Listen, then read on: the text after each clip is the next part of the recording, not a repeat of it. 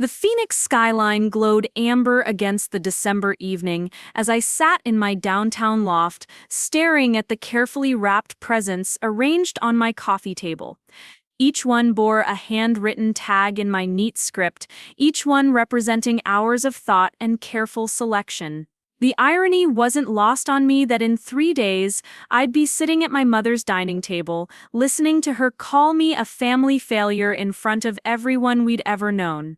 What she didn't know was that General Patricia Hayes would be there too, and her words would change everything forever. Before we jump back in, tell us where you're tuning in from, and if this story touches you, make sure you're subscribed, because tomorrow I've saved something extra special for you. The desert air carried a crisp bite that December evening in 2024, unusual for Phoenix but somehow fitting for what was about to unfold. I had just returned from the Military Logistics Center, where I spent my days coordinating supply chains that kept our troops fed, equipped, and connected to home. The work was demanding, precise, and deeply meaningful to me. Every spreadsheet I managed, every delivery I tracked, every problem I solved, meant someone's son or daughter had what they needed to stay safe another day. My loft apartment in downtown Phoenix reflected my methodical nature: clean lines, organized spaces, and a view of the desert mountains that reminded me daily of the vastness beyond my small world. The Christmas tree stood in the corner, its lights casting geometric patterns on the exposed brick walls. Beneath it, those carefully selected gifts waited. A vintage guitar pick holder for Kevin, engraved with musical notes I'd had custom made. A silk scarf in deep emerald for my mother, the color she'd admired in a magazine months ago when I visited. A leather-bound journal for my father, who'd mentioned wanting to write down his thoughts about retirement. Each gift represented not just money spent, but attention paid. I was always listening, always noticing what people needed or wanted, filing away casual comments for future reference. It was how I showed love in a family that rarely spoke the words directly. But as I arranged these tokens of affection, a familiar weight settled in my chest, the weight of being the one who remembered, who planned, who made things happen smoothly for everyone else. My phone buzzed against the granite countertop. Kevin's name flashed on the screen, and I answered with the automatic warmth I reserved for family calls. His voice came through tinged with that particular brand of nervous energy that usually preceded a request. "Sarah, hey, listen. I need to talk to you about Christmas. Ashley's been doing some energy work lately, and she says the holiday gatherings are really taxing on sensitive people. You know how Mom gets with all her questions about my music career and stuff. Ashley thinks it might be better if I skip this year, just to protect my creative energy." I stood perfectly still, the phone pressed to my ear, watching the city lights twinkle through my floor-to-ceiling windows. Kevin had been preparing for this conversation, probably rehearsing it with Ashley, who viewed everything through the lens of chakras and cosmic interference. The same Ashley whose rent I'd been quietly covering for the past 6 months while she launched her crystal healing business. "That's disappointing, Kevin. I bought you something special this year, but if that's what you think is best." I kept my voice level, professional even. It was a skill I'd learned in military coordination meetings, where emotions had no place. "Well, actually, there's more. Mom kind of agrees with Ashley. She thinks my presence might make dinner too focused on family drama instead of celebration. She wants this year to be perfect since the Hendersons are coming, and you know how she is about appearances." The Hendersons, our longtime family friends, including retired General Patricia Hayes, who'd moved into their guest house after her husband passed. I'd worked with the general on several veteran transition programs through my logistics connections. She was sharp, direct, and had an uncanny ability to see through surface pleasantries to the truth beneath. "So you're not coming to Christmas dinner?" I stated it as fact rather than a question. "Sarah, don't be like that. You know how complicated family stuff gets. Maybe this year you could just, I don't know, keep things light. Don't bring up work or anything too intense. Mom's been stressed about the holidays." I almost laughed at the absurdity. Don't bring up work. The work that had earned me recognition from 3 different military commands. The work that had helped hundreds of veterans find stable employment. The work that had funded Kevin's music equipment, Ashley's business venture, and my parents' recent kitchen renovation. The work that apparently made me too intense for Christmas dinner. After Kevin hung up, promising we'd celebrate separately later, I sat in the growing darkness of my apartment. The Christmas tree lights blinked in the programmed sequence, and I found myself counting the seconds between patterns. 43 seconds of steady glow, then 3 rapid blinks, then darkness for 7 seconds. Predictable, reliable, unlike the people I'd spent my life supporting. The call from my mother came an hour later, her voice carrying that particular tone she used when she'd already made a decision, but wanted to make it sound collaborative. Her words were carefully chosen, polished smooth like river stones. "Honey, I've been thinking about Christmas dinner. With Kevin taking some time to focus on his music and personal growth, maybe this year could be more about celebrating the family members who are really thriving. The Hendersons are so excited to hear about your father's retirement plans, and I thought we could keep the conversation upbeat and positive." What she didn't say hung in the air like desert heat. What she didn't say was that my dedication to helping veterans transition to civilian life reminded everyone of things they'd rather not think about during the holidays. What she didn't say was that my success made Kevin's struggles more obvious by comparison. What she didn't say was that she'd rather have a perfect-looking family dinner than include the daughter who made everyone else feel complicated. "I understand, Mom. I'll make other plans." My response was measured, calm, and final. No pleading, no negotiation, no emotional appeals. Just acceptance of a reality that had been building for years.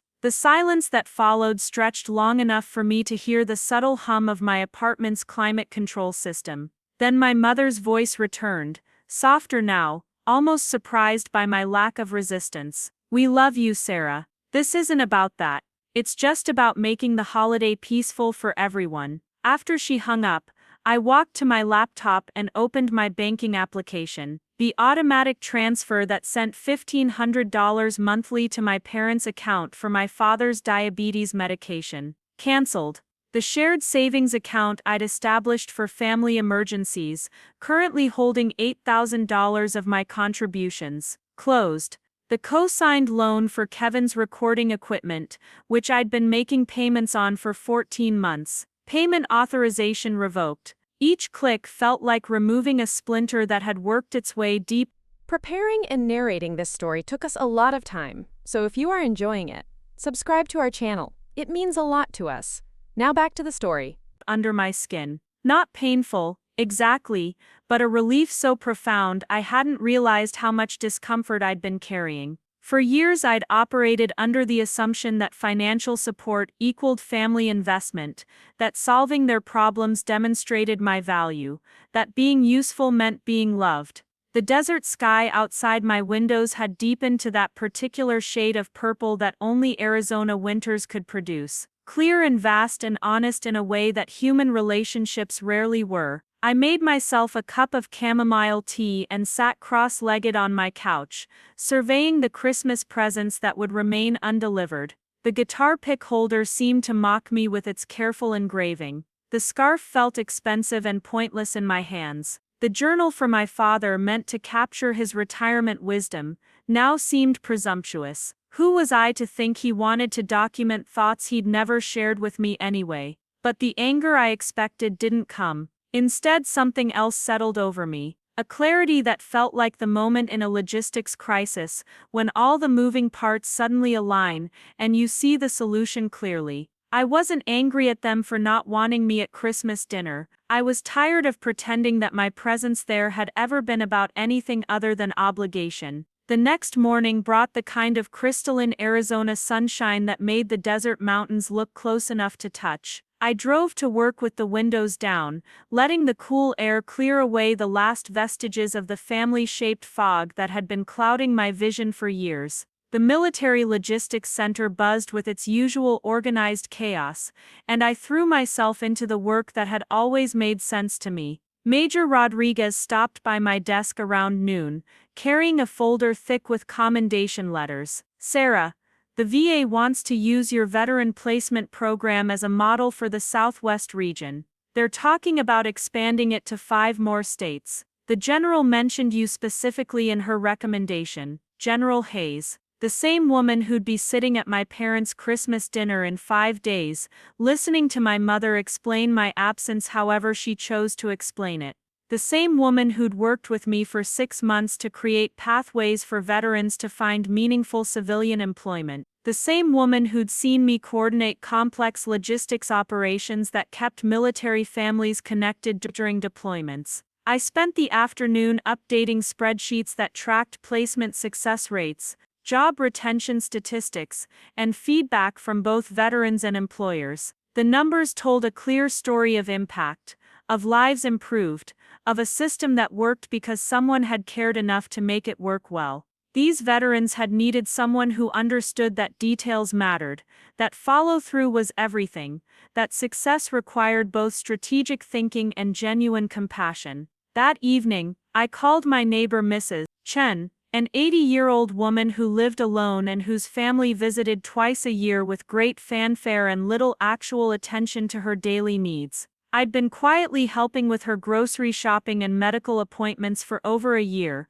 the same way I'd been quietly managing crises for my own family. "Mrs. Chen, would you like to spend Christmas Day with me? I'm making dinner, and I could use the company." Her delighted acceptance felt like the first honest interaction I'd had about Christmas all season. The days leading up to Christmas passed with unusual peace. I decorated my apartment more thoroughly than I ever had before, not because anyone would see it, but because I wanted to. I bought ingredients for dishes I enjoyed rather than foods that would photograph well or impress guests. I selected music that I liked instead of background noise designed to keep conversation flowing. On Christmas morning, Mrs. Chen arrived with homemade dumplings and stories about holidays in Taiwan that painted pictures more vivid than any family photo. We cooked together, laughed at mistranslations in her cookbook, and shared a meal that felt more genuinely celebratory than any gathering I could remember.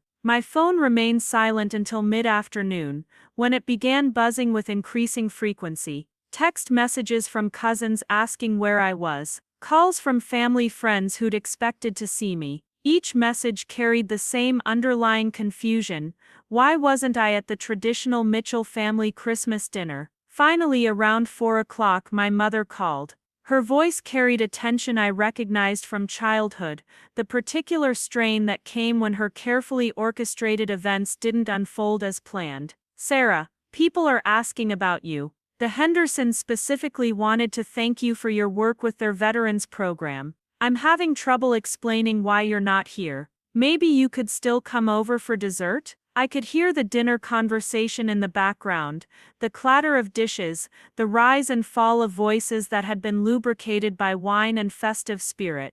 It sounded warm and familiar and completely separate from my reality. "I made other plans, Mom. Remember? We discussed this. I hope you're having a lovely time with Kevin and everyone." My voice stayed steady, pleasant even. "But Kevin isn't here either. He decided at the last minute that Christmas dinner." Ashley convinced him to do some kind of energy cleansing ritual instead. So now both my children are missing from Christmas dinner, and I have to explain to the Hendersons why neither of you wanted to celebrate with your.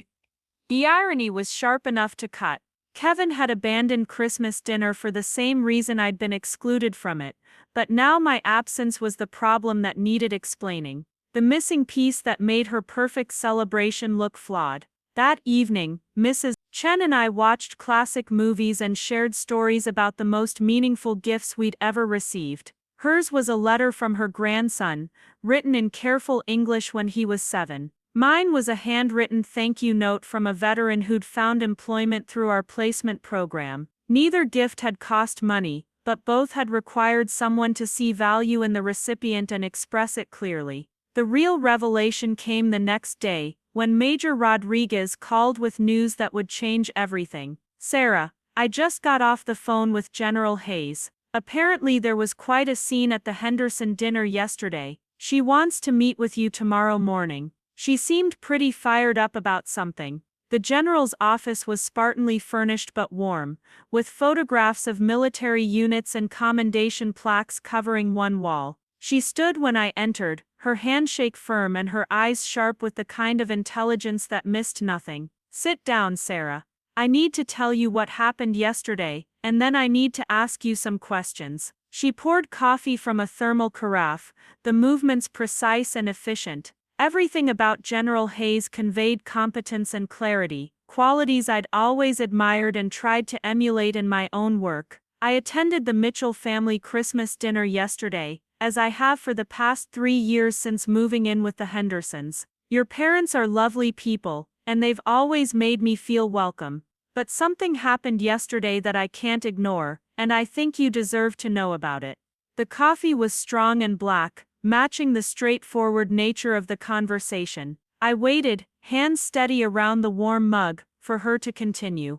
"About halfway through dinner, your mother made a comment about family expectations and disappointment. She mentioned that some people never learn to prioritize family over career ambitions. When I asked if she was referring to someone specific, she said her daughter Sarah had become so focused on work that she'd forgotten what really mattered at Christmas." My stomach tightened, but I kept my expression neutral. This was exactly the kind of narrative I'd expected my mother to construct around my absence. I asked her to tell me more about your work, since I knew we'd collaborated on veteran programs but wasn't sure how much your family understood about your role. The conversation that followed was enlightening. General Hayes stood and walked to the window, her back straight and her tone measured. "Your mother described your job as pushing papers for the military. She said you'd always been too serious, too focused on other people's problems instead of building relationships with your own family.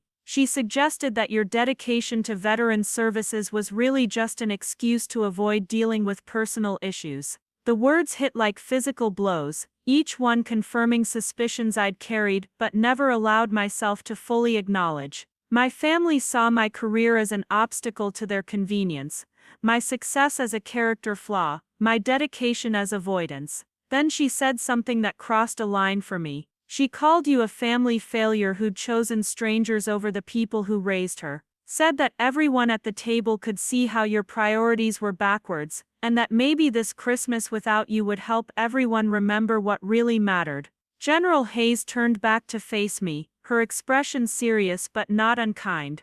That's when I spoke up. "I told the entire table exactly who you are and what you've accomplished. I explained that your veteran placement program has resulted in permanent employment for over 200 former service members. I described the logistics coordination you've done that kept supply lines open during 3 separate deployment crises. I mentioned the commendations you've received from multiple commands and the expansion request from the VA. She paused, letting the weight of those achievements settle in the room. Then I told them about Staff Sergeant Martinez, who credits your program with saving his marriage because you found him work that gave him purpose after his injury. About Lieutenant Collins, who wrote to thank you personally for helping her transition from active duty to a civilian career that used her skills. About the dozens of families who have stable housing and healthcare because you connected their veteran family members with meaningful employment. The silence in the general's office felt different from the silences I'd grown accustomed to in family conversations. This was the pause that comes before truth, not the gap left by things unsaid.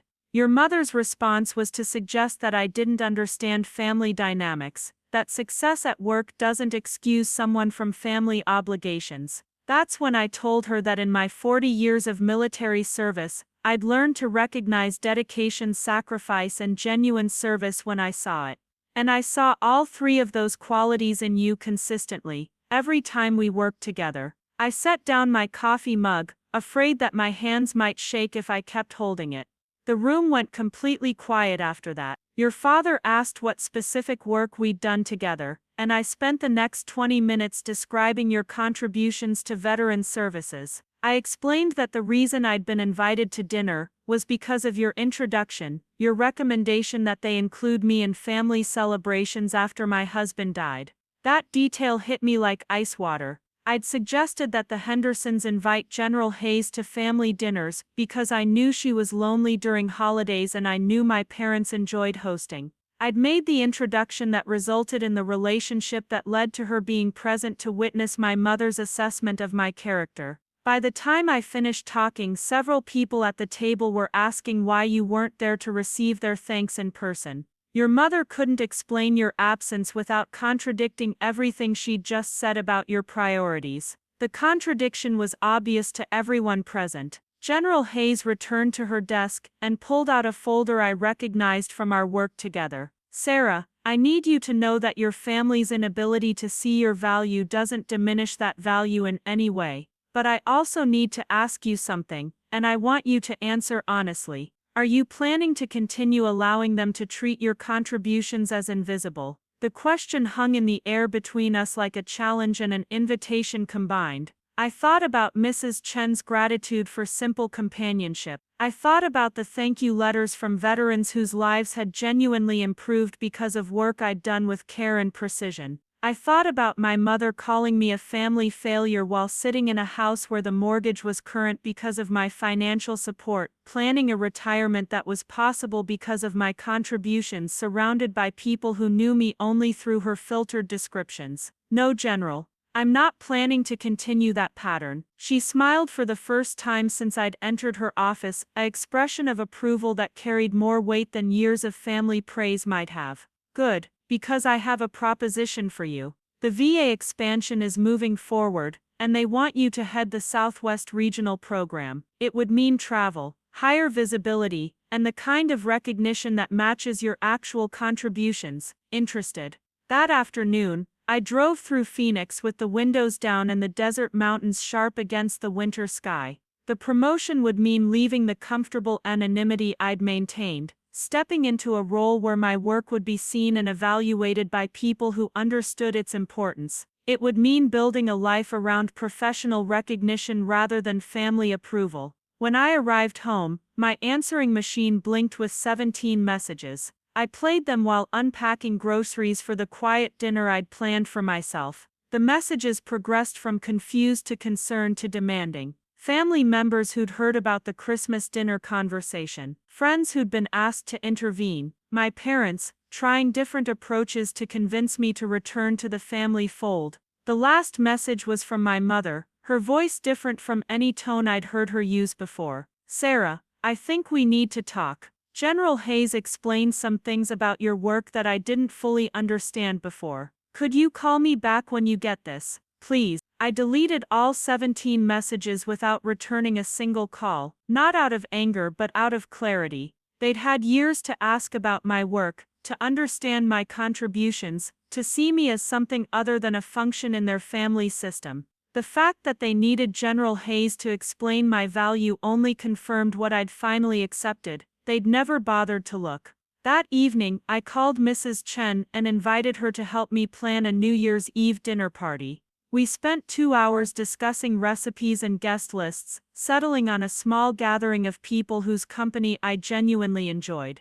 Veterans from our placement program, colleagues from work, neighbors who'd become friends through proximity and mutual respect rather than obligation. As we talked, I realized that I'd been thinking about family all wrong. Family wasn't just blood relation and shared history. Family was the people who saw your efforts and appreciated them, who supported your growth rather than demanding your diminishment, who celebrated your successes instead of treating them as inconveniences. The promotion letter arrived 3 days later, official and detailed and full of language about leadership and vision and the kind of future I'd never dared imagine for myself. I signed the acceptance papers while sitting in my favorite coffee shop, surrounded by the comfortable bustle of people pursuing their own ambitions without apology. My phone rang as I sealed the envelope. Kevin's name flashed on the screen and I almost didn't answer. When I did, his voice carried a nervousness that reminded me of childhood apologies. Sarah, Mom told me what happened at Christmas dinner, about what the general said about your work and stuff. I had no idea you were doing things that important. Why didn't you ever tell us? The question revealed everything wrong with our family dynamic in a single sentence. Why hadn't I told them? Because they'd never asked. because conversations about my work were consistently redirected to Kevin's music or my parents' concerns or anything else that seemed more immediately relevant to their lives. I've been telling you about my work for years, Kevin, you just weren't listening. The silence that followed was long enough for me to watch 3 different people walk past the coffee shop window, each absorbed in their own purposeful errands. Look, I'm sorry about Christmas. Ashley thought it would be better for my creative energy, but I should have made my own decision. And Mom feels terrible about what she said in front of everyone. Kevin's apology followed the familiar family pattern of explaining away choices rather than taking responsibility for them. Ashley's influence, Mom's stress, creative energy, everyone's feelings except accountability for actions taken. I appreciate the apology, Kevin, but I need you to understand something.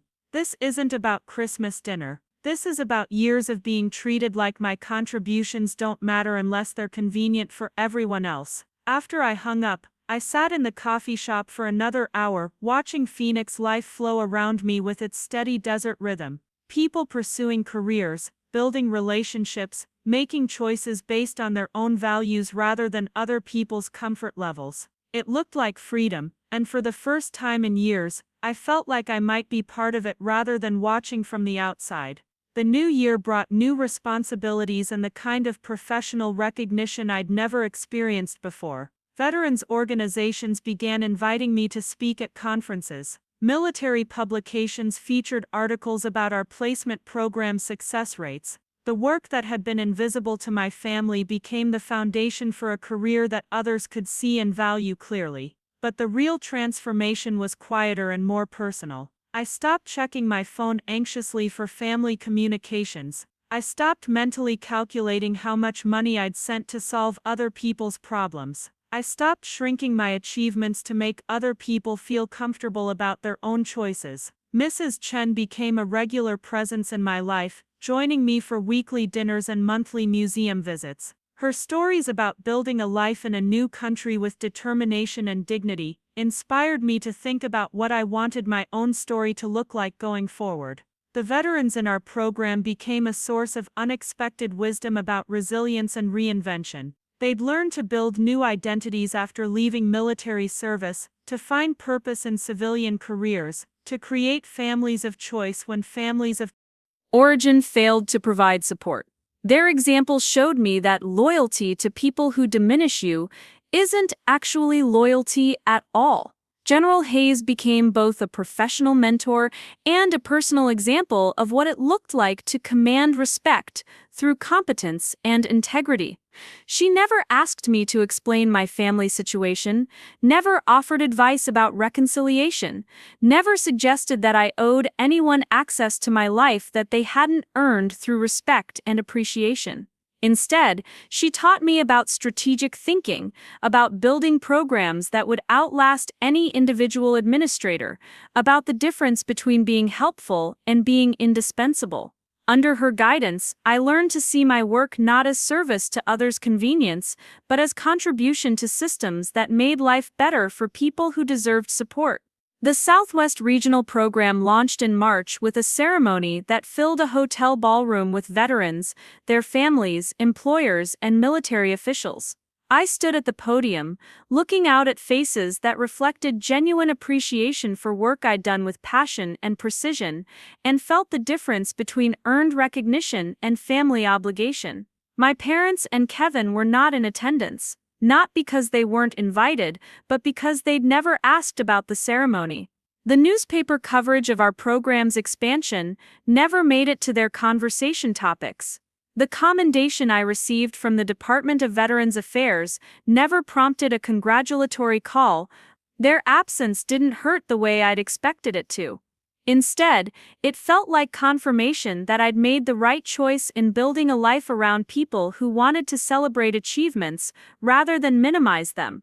That spring brought a phone call that tested my resolve in ways I hadn't anticipated. My mother's voice, smaller than I'd heard it sound since childhood. "Sarah, your father had a heart attack last week. He's stable now, but the medical bills are going to be substantial. I know things have been complicated between us, but we need help.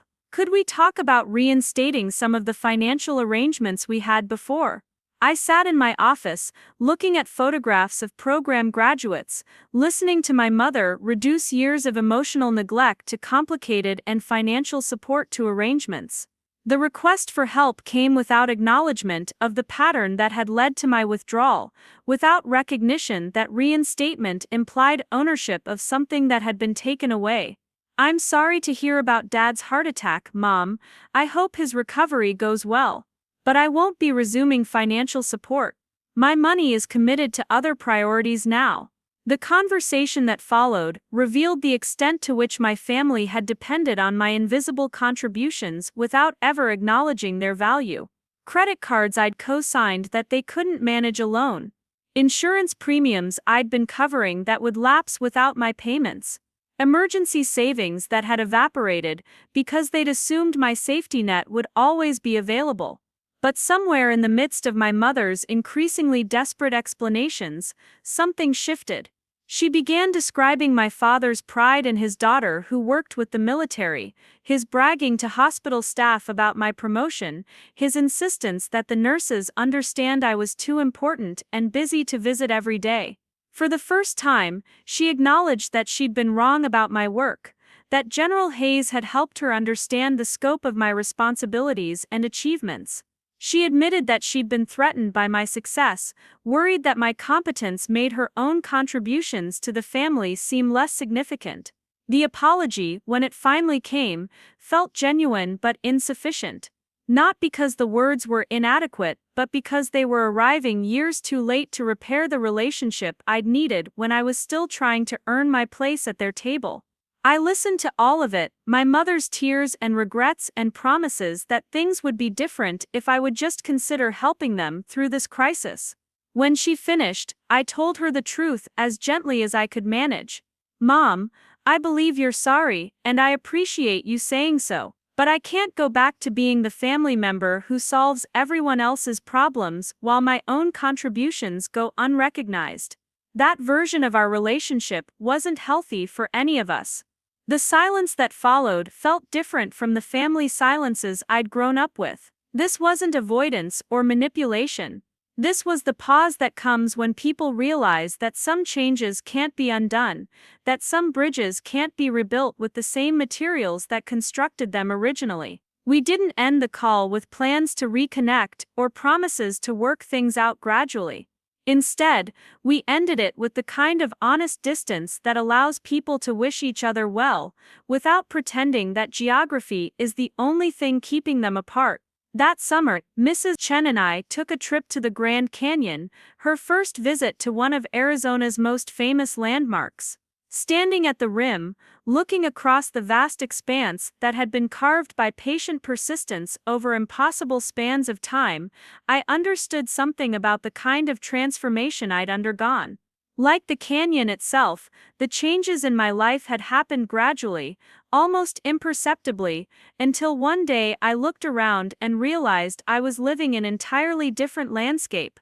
The work that sustained me, the relationships that nourished me, the daily rhythms that gave my life structure and meaning, all of it had evolved into something I'd chosen rather than inherited. Mrs. Chen took my arm as we walked along the rim trail, her steps careful but determined. "You know," she said in her precise English, "sometimes the most beautiful things are created when something stops trying to be what other people want it to be." Her words stayed with me as we drove back to Phoenix, the desert spreading endlessly in all directions, harsh and magnificent and utterly itself. I thought about the veterans I worked with, people who'd learned to build new identities after leaving behind roles that had defined them completely. I thought about General Hayes, who'd commanded respect through competence rather than demanding it through hierarchy. Most of all, I thought about the person I'd become when I stopped trying to earn love through usefulness and started building relationships based on mutual respect and genuine appreciation. The Southwest Regional Program continued to expand, touching more lives and creating more opportunities for meaningful work. I continued to receive recognition for innovations that improved outcomes for veterans transitioning to civilian careers. My professional life flourished in ways that reflected not just competence but passion for work that made a difference. But the real success was quieter and more personal. I'd learned to distinguish between family relationships that nourished growth and family obligations that demanded diminishment. I discovered that some people would only value my contributions after they were withdrawn, and that this delayed recognition didn't obligate me to restore patterns that had never served my well-being. Standing in my loft apartment on a December evening 1 year later, I looked at the Christmas tree I'd decorated for my own pleasure, the presents I'd selected for people who genuinely appreciated my thoughtfulness, the dinner table set for friends who wanted to celebrate the holiday with me rather than despite me. The phone rang, my mother's number flashing on the screen one more time. This year, I didn't answer. Not out of anger or punishment, but out of peace. I'd finally learned the difference between being useful and being valued, between earning approval and deserving respect, between family obligation and chosen family. The general's words had silenced my mother's harsh judgment that Christmas Day, but more importantly, they had awakened my understanding of my own worth. Sometimes the most profound gift we can give ourselves is the recognition that we don't have to keep proving we deserve the love that should have been freely given all along. Outside my windows, Phoenix glittered under the vast Arizona sky, full of possibilities I was finally ready to embrace without apology. The desert had taught me about patient persistence, about the beauty that emerges when things stop trying to be what others expect and simply become what they truly are. And in the warm glow of my chosen celebration, surrounded by people who saw my value clearly and celebrated it genuinely, I understood that I'd finally found my way home. Growing up in the Mitchell household felt like living in a museum where some exhibits received spotlights, while others gathered dust in forgotten corners. I learned early that children weren't automatically precious simply because they existed. Love, attention, and pride were currencies distributed based on unclear metrics that shifted depending on my parents' moods and social circumstances. Kevin arrived 4 years after me when I was old enough to understand that his birth represented something mine apparently hadn't. The neighbors brought casseroles and congratulations. Photography sessions captured every expression that crossed his infant face. Relatives made special trips to meet the new addition, cooing over his perfect fingers and his resemblance to various family members who'd achieved notable success. Meanwhile, my 4th birthday party that same year consisted of store-bought cupcakes and 3 neighborhood children, whose mothers had responded to my mother's half-hearted invitations. No professional photographs documented my milestone. No relatives adjusted their schedules to celebrate my existence. The contrast wasn't subtle, and even at 4, I recognized that Kevin's arrival had somehow diminished my significance rather than added to our family's joy. School became my refuge, the place where effort translated directly into recognition. My teachers praised my careful handwriting, my completed assignments, my willingness to help classmates who struggled with concepts I grasped quickly. In Mrs. Patterson's 2nd grade classroom, raising my hand meant being called upon. Finishing my work early meant receiving additional challenging problems rather than being ignored. Academic achievement felt like stepping into sunlight after years of living in shadows. At home, my report cards received cursory glances and brief comments about maintaining high standards. When Kevin began school 2 years later, his mediocre grades prompted family conferences about learning styles and creative intelligence. His difficulty with mathematics led to expensive tutoring sessions. His resistance to reading resulted in consultations with specialists who assured my parents that artistic children often developed literacy skills on alternative timelines. I watched these interventions with the fascination of an anthropologist studying an unfamiliar culture. In Kevin's world, struggles meant additional resources and modified expectations. In mine, they meant personal failure and disappointed silence. The double standard became so normalized that I stopped questioning it and began assuming it reflected some fundamental difference in our respective worth. High school intensified these patterns in ways that shaped my understanding of family dynamics for decades afterward. Kevin's interest in music transformed him into the family's creative genius, destined for artistic success that would bring prestige to the Mitchell name. Never mind that his guitar skills remained rudimentary despite years of expensive lessons. Never mind that his songwriting consisted mainly of angsty lyrics about suburban alienation. His artistic aspirations elevated him to a status that academic achievement apparently couldn't match. Meanwhile, my acceptance into advanced placement courses and my consistent placement on the honor roll became routine expectations rather than celebrated accomplishments. My guidance counselor's enthusiastic recommendations for university programs prompted discussions about financial practicality rather than pride in my potential. When scholarship opportunities required family financial information, my parents seemed annoyed by the paperwork rather than excited by the possibilities. The most revealing incident occurred during my junior year when both Kevin and I had significant events scheduled for the same evening. His garage band was performing at a local coffee shop, their first public appearance after months of practice in our basement. I was receiving an award for academic excellence at the district's annual recognition ceremony, an honor extended to only 12 students across all participating high schools. My parents attended Kevin's performance, recording every song on their camcorder, and inviting extended family members to witness his artistic debut. I accepted my award in front of an auditorium full of strangers, my guidance counselor serving as my sole supporter in the audience.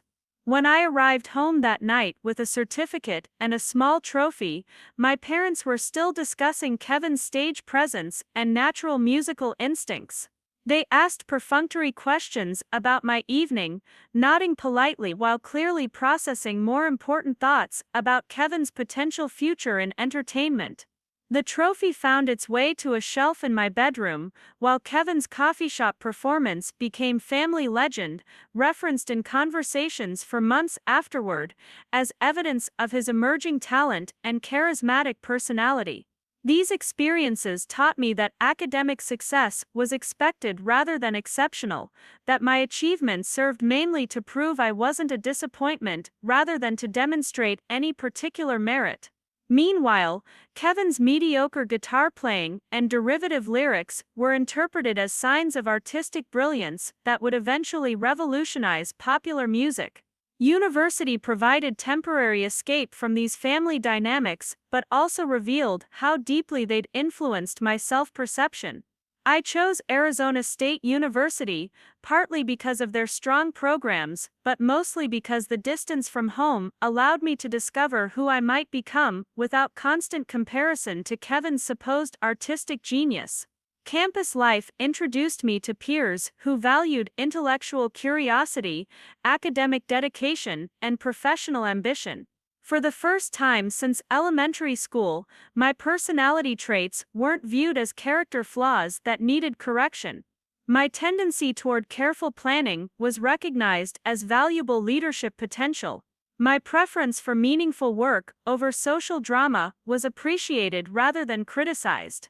I discovered that other families celebrated their children's academic achievements, that scholarships were sources of pride rather than paperwork inconvenience, that university acceptance letters were framed and displayed rather than mentioned briefly during dinner conversation.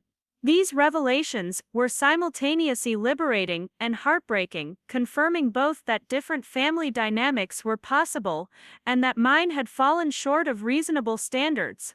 My major in logistics and supply chain management reflected both genuine interest and strategic thinking about career stability. While Kevin pursued a music degree that would require ongoing financial support, I focused on developing skills that would lead to immediate employment and financial independence. The irony wasn't lost on me that my practical choices were viewed as evidence of limited imagination, while Kevin's impractical ones were celebrated as artistic vision. During winter break of my sophomore year, the contrast between our respective positions became particularly stark. Kevin had changed majors twice, accumulated significant student debt, and was considering dropping out entirely to focus on his band's non-existent recording contract. Meanwhile, I had earned a partial scholarship, maintained a high GPA, and secured an internship with a military contractor that would provide valuable professional experience. My parents' response to these updates revealed everything about their expectations for our respective futures. Kevin's academic struggles prompted discussions about alternative paths to success and the limitations of traditional educational systems for creative personalities. My achievements were acknowledged with brief approval before the conversation shifted to more pressing concerns about Kevin's next semester schedule and living arrangements. The pattern continued through my remaining university years, with my successes treated as foregone conclusions, while Kevin's minimal progress was celebrated as evidence of his unique artistic development. I graduated magna cum laude with a job offer already in hand, while Kevin received his degree 3 semesters late after changing majors 4 times and requiring extensive family financial support throughout his extended academic career. My graduation ceremony attracted the same perfunctory family attendance that had characterized my high school achievements. My parents took a few photographs, congratulated me briefly, and spent most of the reception discussing Kevin's latest band formation and his plans to move to Los Angeles to pursue music industry connections. The job offer that would launch my career in military logistics received less attention than Kevin's theoretical opportunities in entertainment. Starting my professional life in Phoenix felt like emerging from a long tunnel into clear desert sunlight. The military contracting world operated according to principles I understood intuitively. Competence mattered more than charisma, results counted more than potential, and reliability was valued above artistic temperament. For the first time since childhood, my natural strengths aligned with environmental expectations. My supervisors appreciated my attention to detail, my ability to coordinate complex logistics operations, and my talent for solving problems efficiently. Colleagues respected my work ethic and sought my input on challenging projects. The feedback I received was specific, actionable, and based on observable performance rather than family politics or artistic potential. Meanwhile, Kevin's pursuit of musical success in Los Angeles generated a steady stream of financial emergencies that required family intervention. Recording studio fees, equipment purchases, apartment deposits, and living expenses created ongoing drains on family resources that somehow always became my responsibility to resolve. My parents would call with explanations about Kevin's latest crisis and assumptions about my willingness to contribute to solutions. These requests were never framed as favors or acknowledged as sacrifices. Instead, they were presented as natural family obligations, similar to helping with household chores or attending holiday gatherings. The implicit message was clear: my financial stability existed primarily to support Kevin's artistic ambitions, and questioning this arrangement would demonstrate selfishness inconsistent with proper family values. I began sending money regularly, telling myself that supporting family members was a sign of maturity and generosity. Each wire transfer felt like an investment in family harmony, evidence that success had made me more capable of contributing to collective well-being. The amounts started small, but increased steadily as Kevin's needs expanded to match available resources. My parents never asked about my own expenses, my own goals, or my own financial priorities. They assumed that because I had stable employment, I had unlimited capacity to subsidize Kevin's unstable lifestyle. They never inquired whether these contributions affected my ability to save for my own future, to pursue my own interests, or to build financial security that might allow me to take career risks or personal adventures. The expectation of financial support wasn't limited to Kevin's immediate needs. Family emergencies inevitably became my emergencies to solve. When the air conditioning system failed during a particularly hot Phoenix summer, I received a call requesting immediate funding for repairs. When my father's car needed major maintenance, I was contacted about covering costs that insurance wouldn't address. When my mother wanted to redecorate the guest bathroom, I found myself financing renovations I'd never see and wouldn't use. Each request followed the same pattern: urgent need, family crisis, assumption that I would provide immediate assistance without questions or conditions. Each payment was received without particular gratitude, as if I were simply fulfilling obligations inherent to my role as the financially stable family member. The possibility that I might have other priorities for my money was never acknowledged or explored. These arrangements continued for years, becoming so routine that I stopped tracking total amounts or questioning the underlying assumptions. My bank account served as the family emergency fund, my financial planning accommodated their unpredictable expenses, and my own goals adapted to whatever resources remained after addressing their immediate needs. The psychological impact of these patterns was subtle but profound. I began to define my value primarily through my ability to solve other people's problems, to provide resources they needed, to maintain stability that allowed them to pursue their preferred lifestyles without concern for practical consequences. My identity became so intertwined with my usefulness that I couldn't imagine relationships based on other foundations. Work provided the only environment where my contributions were valued for their inherent merit rather than their utility to family maintenance. My colleagues recognized my skills, my supervisors promoted me based on performance, and my professional reputation reflected actual achievements rather than family role assignments. The contrast between my work identity and my family identity became increasingly stark, but I convinced myself that different relationships naturally operated according to different principles. The veteran placement program began as a natural extension of my logistics expertise, a way to use professional skills for meaningful social impact. Veterans transitioning from military to civilian careers faced complex challenges that required systematic approaches, careful coordination, and genuine commitment to individual success. The work demanded exactly the combination of strategic thinking and personal attention that I'd developed through years of managing family crises and professional responsibilities. Working directly with veterans revealed the difference between support relationships based on mutual respect and those based on assumed obligation. These men and women had served their country with dedication and skill, and they deserved assistance that recognized their contributions rather than treated them as charity cases. They approached our programs with gratitude, but also with dignity, understanding that effective help required partnership rather than dependence. The success of our placement initiatives attracted attention from military leadership, including General Hayes, whose background in personnel management and veteran affairs made her a valuable program advisor. Her involvement elevated both the profile and the effectiveness of our work, opening doors to resources and connections that dramatically expanded our impact. General Hayes brought a perspective to veteran services that reflected decades of military leadership experience.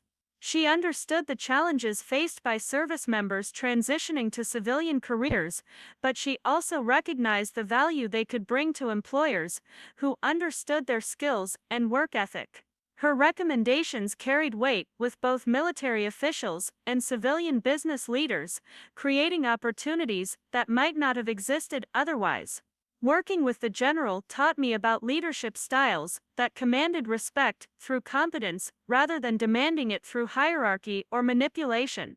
She evaluated ideas based on their merit, provided feedback that was direct but constructive, and supported initiatives that demonstrated genuine potential for positive impact. Her approach to professional relationships was everything. My family dynamics were not clear, fair, and based on mutual recognition of each person's contributions. The contrast between General Hayes' leadership style and my family's relationship patterns became increasingly apparent as our professional collaboration developed. She asked about my ideas, listened to my suggestions, and implemented recommendations that proved effective. She acknowledged my contributions publicly, recommended me for recognition opportunities, and supported my career advancement based on demonstrated performance rather than personal convenience. Meanwhile, family interactions continued to revolve around their immediate needs and my presumed availability to address them.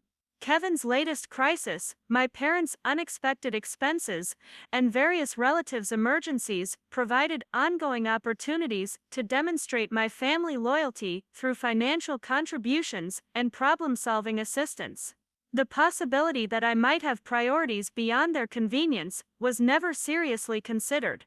This dual existence, successful and respected professionally, but taken for granted personally, created cognitive dissonance that I managed by maintaining strict separation between work and family life. I rarely discussed family situations with colleagues, and I never mentioned professional achievements during family conversations unless specifically asked. The two worlds operated according to incompatible principles, and blending them would have highlighted contradictions I wasn't ready to address. The breaking point approached gradually, like pressure building in a system designed to contain more than it could safely handle. Each family financial emergency, each assumption about my availability, each dismissal of my professional achievements added stress to foundational structures that were becoming increasingly unstable. Convinced myself that loyalty required unlimited tolerance, that family meant accepting whatever dynamics others established, that love was demonstrated through silent sacrifice rather than mutual respect. Christmas 2023 had followed familiar patterns, with my attendance taken for granted, my contributions overlooked, and my presence valued mainly for its utility in maintaining family traditions that celebrated everyone except me. I brought expensive wine that no one acknowledged, helped with food preparation that no one thanked me for, and listened to conversations about Kevin's artistic progress that never included questions about my own professional development. The evening's highlight was Kevin's impromptu guitar performance, during which family members and guests offered enthusiastic praise for his marginal musical skills. My parents beamed with pride, relatives applauded encouragingly, and everyone agreed that his artistic talent was evident and worthy of continued support. Meanwhile, my recent promotion and the expansion of our veteran placement program received no mention despite representing significant professional achievements that had earned recognition from multiple military commands.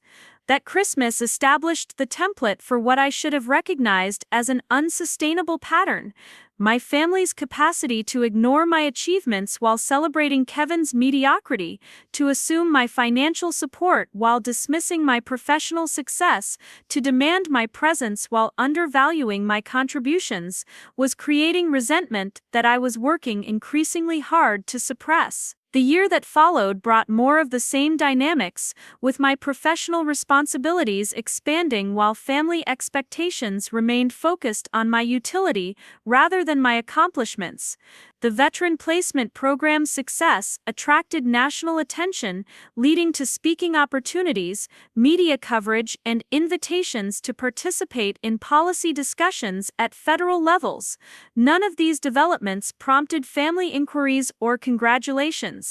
Instead, family communications continued to center on immediate needs that required my intervention: Kevin's latest financial emergency, my parents' home maintenance crisis, various relatives' medical expenses that somehow became my responsibility to address.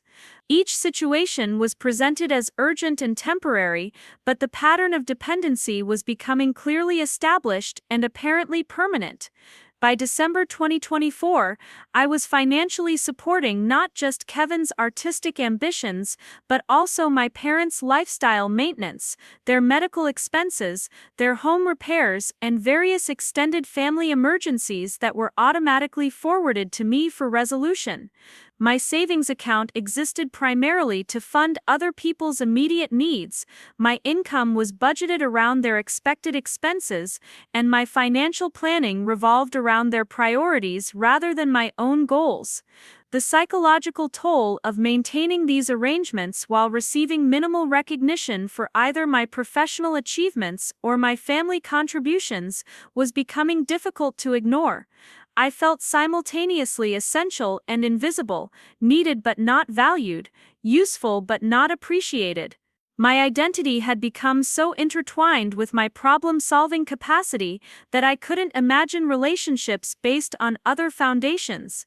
Professional success provided temporary validation, but it couldn't completely compensate for family dynamics that consistently minimized my worth, except as a resource for addressing other people's priorities.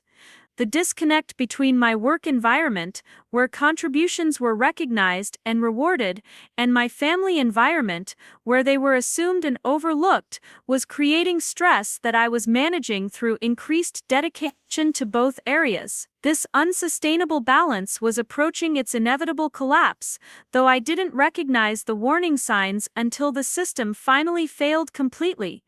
The foundations I'd built my life upon were shifting, and the earthquake that would restructure everything was already building toward its inevitable release of accumulated pressure. Looking back, I can see that the patterns were unsustainable from the beginning, that relationships based primarily on utility rather than mutual respect were destined to create resentment and eventual breakdown. But at the time, I convinced myself that family loyalty required accepting whatever dynamics others established, that love meant unlimited tolerance for treatment that would be unacceptable in professional or friendship contexts. The Christmas dinner that would change everything was still approaching, carrying with it opportunities for recognition that I couldn't anticipate and confrontations that would finally force acknowledgement of realities that I'd been working to avoid. General Hayes would attend as a family friend, bringing perspectives that would challenge narratives my family had constructed about my priorities and achievements. My mother's harsh judgment would finally be spoken aloud in front of witnesses who could evaluate its accuracy. But none of those revelations had occurred yet. I was still operating according to patterns that had defined my family relationships since childhood, still assuming that increased contribution would eventually lead to increased appreciation, still believing that family meant accepting whatever treatment others chose to provide. The transformation that would reshape my understanding of love, loyalty, and self-respect was still ahead, waiting to emerge from circumstances that I couldn't yet imagine, but that were already being set in motion by choices I'd made and boundaries I'd finally learned to establish. The pattern of being the family's invisible support system had become so ingrained that I barely questioned it anymore. My role as the reliable problem solver who funded emergencies and smoothed over crises felt as natural as breathing, even when it left me financially strained and emotionally exhausted.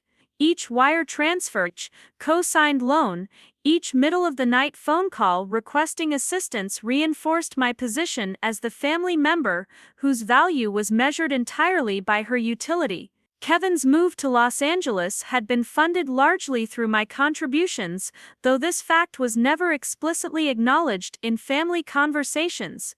The security deposit for his overpriced apartment, the professional recording equipment that would supposedly launch his music career, the monthly stipends that covered living expenses while he pursued theoretical opportunities in the entertainment industry, all of these investments in his artistic future came from my steady paycheck and careful budgeting.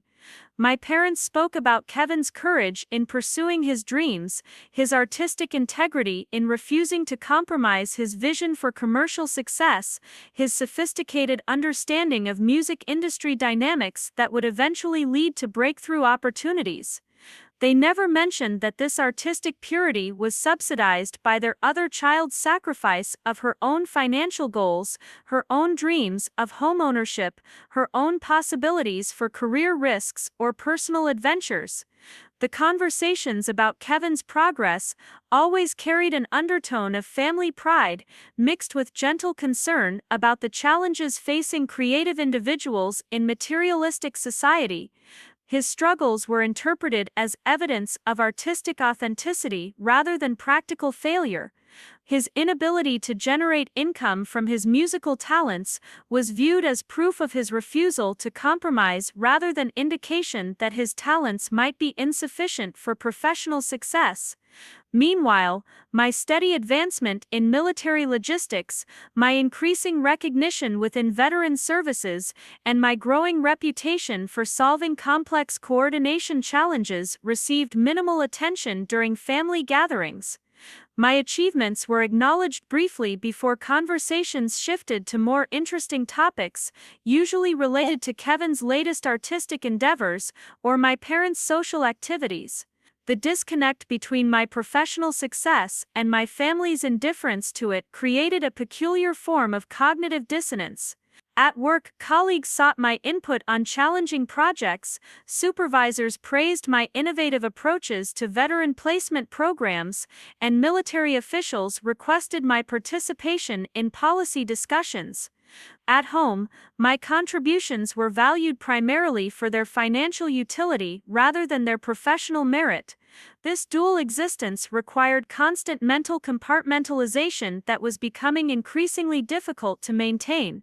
I began to feel like I was living two completely different lives, one where my skills and achievements were recognized and celebrated, another where they were relevant only insofar as they generated resources for other people's priorities.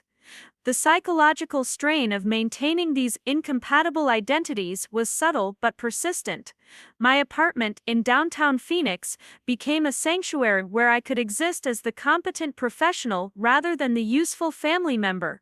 The clean lines and organized spaces reflected my preference for efficiency and clarity, qualities that were valued in my work environment but seemed to make my family uncomfortable. They often commented that my living space felt too sterile, too focused on function rather than warmth, too much like an office rather than a home. These critiques revealed their fundamental misunderstanding of what brought me peace and satisfaction. I found comfort in environments where everything had its place, where systems worked efficiently, where problems could be solved through careful planning and systematic implementation. The chaos and unpredictability that characterized family gatherings felt stressful rather than festive, demanding rather than nurturing. My preference for structure and planning was consistently interpreted as evidence of rigidity or inability to embrace spontaneity. When family events required last-minute changes or adaptation to unexpected circumstances, my discomfort was viewed as character flaw rather than natural response to disrupted expectations. The possibility that different personality types might thrive in different environments was never seriously considered. Kevin's artistic temperament, by contrast, was celebrated as evidence of creative flexibility and authentic emotional expression. His inability to maintain consistent schedules, his tendency to abandon commitments when inspiration struck, his resistance to practical planning were all viewed as charming quirks that reflected his deep connection to artistic truth. The double standard was stark but apparently invisible to everyone except me. Family gatherings increasingly felt like performances where I was expected to play the role of the successful but grounded daughter, whose achievements proved the family's commitment to diverse forms of excellence. My professional accomplishments served as evidence that the Mitchell family produced both artists and achievers, creative spirits and practical contributors. But the substance of my work was less important than its symbolic value in family narratives about their broad-minded support for different types of success. These dynamics reached a particularly painful crescendo during Thanksgiving 2024, when extended family members gathered to celebrate Kevin's latest artistic milestone. His band had been selected to perform at a small music festival, an opportunity that generated enormous excitement and pride from all quarters. The festival was unpaid, scheduled for a Tuesday afternoon, and featured mostly unknown local acts, but family members spoke about it as if he'd been invited to headline a major concert venue. During dinner, Kevin performed several of his original compositions, accompanying himself on guitar, while family members offered encouraging applause and enthusiastic praise. His lyrics were derivative, his melodies predictable, and his guitar technique adequate but unremarkable. Nevertheless, the performance was treated as evidence of artistic brilliance that would soon be recognized by music industry professionals.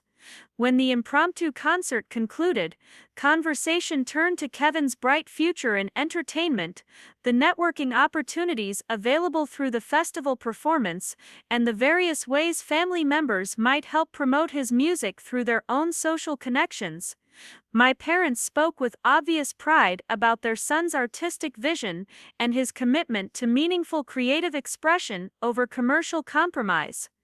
Near the end of the evening, a relative asked me about my own work, perhaps noticing that the conversation had focused exclusively on Kevin's achievements.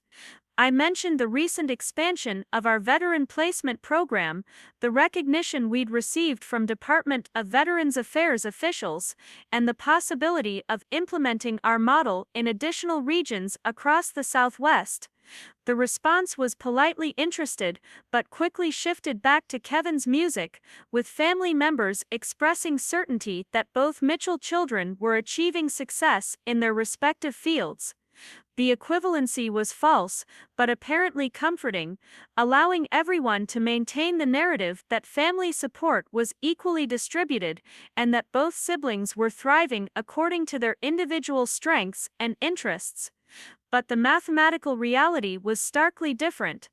Kevin's artistic pursuits were subsidized by thousands of dollars annually in family financial support, most of which originated from my income. My professional success generated resources that funded his lifestyle while requiring no reciprocal investment or support from family members. The asymmetry was significant but unacknowledged. After Thanksgiving, I spent several weeks reviewing my bank statements and calculating exactly how much money I'd contributed to Kevin's artistic career over the previous 3 years. The total was substantial enough to have funded my own dreams of homeownership, graduate education, or international travel. Instead, it had disappeared into recording studio fees, equipment purchases, and living expenses that supported his theoretical pursuit of music industry success. The realization was sobering but not surprising. I'd been aware of the general financial flow, but had never quantified its magnitude or considered its opportunity costs. Seeing the numbers clearly displayed in spreadsheets made the sacrifice impossible to rationalize as minor family assistance or temporary emergency support. This was major, ongoing subsidy of an adult sibling's chosen lifestyle. My parents' financial dependence on my support had grown more subtle but equally substantial over the same period. Regular transfers for household expenses, emergency repairs, medical costs, and various unexpected expenses had become routine components of my monthly budget. They never requested specific amounts or provided detailed explanations for their needs. Instead, they mentioned challenges and assumed I would address them appropriately. The psychological dynamics of these arrangements were complex and emotionally manipulative, though I'm certain my parents never intended them to be controlling.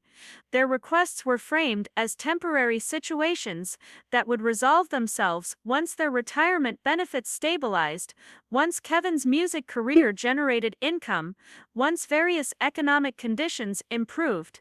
But temporary situations had become permanent dependencies, and permanent dependencies had become defining characteristics of our family relationships. My mother often expressed gratitude for my helpfulness, but always in general terms that avoided acknowledging the scope or significance of my contributions. She spoke about being blessed to have a daughter who was both successful and generous, but never quantified what my generosity had made possible in their lives. The vagueness felt deliberate, designed to maintain plausible distance from the reality of financial dependence.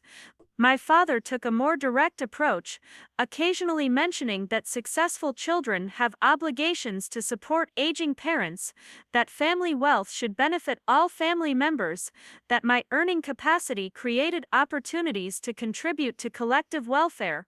His perspective was pragmatic rather than emotional, but it assumed my money was fundamentally family money rather than personal resource that I chose to share. These different approaches to justifying their financial dependence created a sophisticated system of guilt, obligation, and emotional manipulation that was difficult to resist or even recognize clearly. My mother's gratitude made me feel valued, while my father's pragmatism made financial support seem inevitable rather than generous. Together, they established expectations that felt both voluntary and mandatory, appreciated and assumed. The Veteran Placement Program continued to expand throughout 2024, attracting attention from military officials, veteran service organizations, and media outlets interested in innovative approaches to civilian transition challenges. My role as program coordinator placed me at the center of these developments, requiring travel to conferences, participation in policy discussions, and collaboration with officials at national levels. Each professional milestone should have generated family pride and recognition, but instead, these achievements seemed to make my relatives uncomfortable in ways they couldn't articulate clearly. My success complicated their narratives about Kevin's artistic genius and their own contributions to family welfare. If I was genuinely accomplished in my field, then their dismissive attitudes toward my work became harder to justify.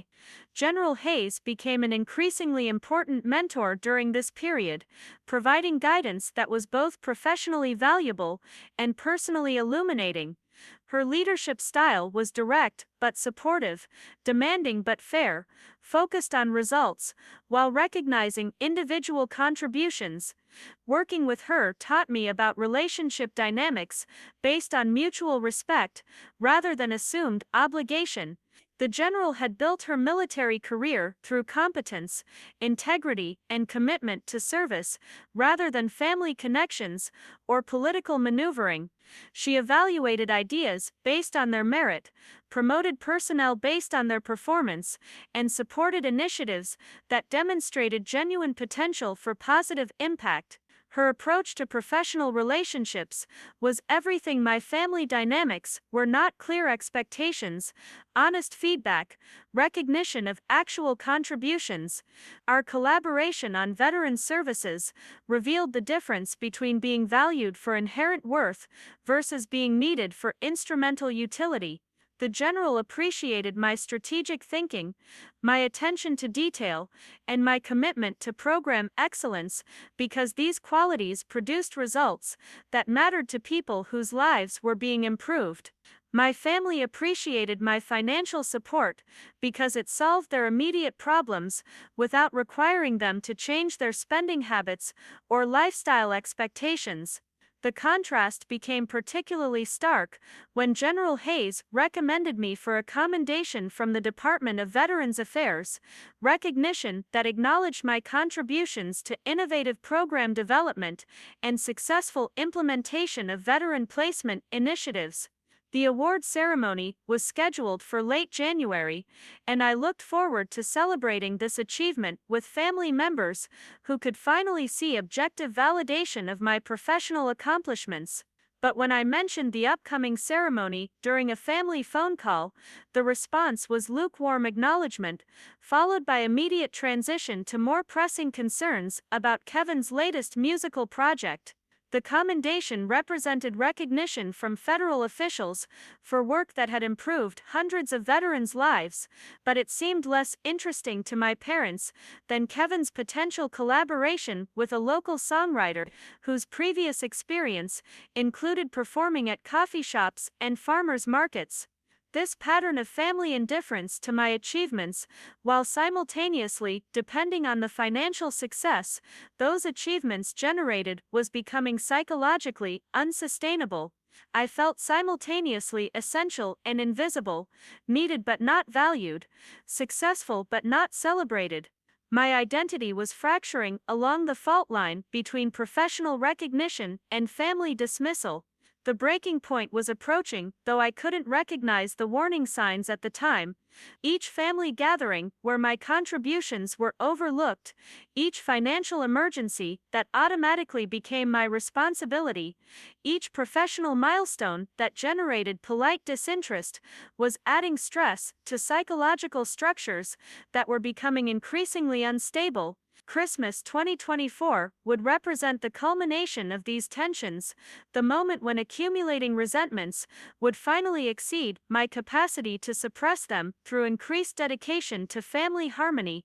The dinner invitation that excluded me would serve as the catalyst for recognizing patterns I'd been working to ignore, but the foundation for that recognition was already being established through months of cognitive dissonance between my professional success and family indifference.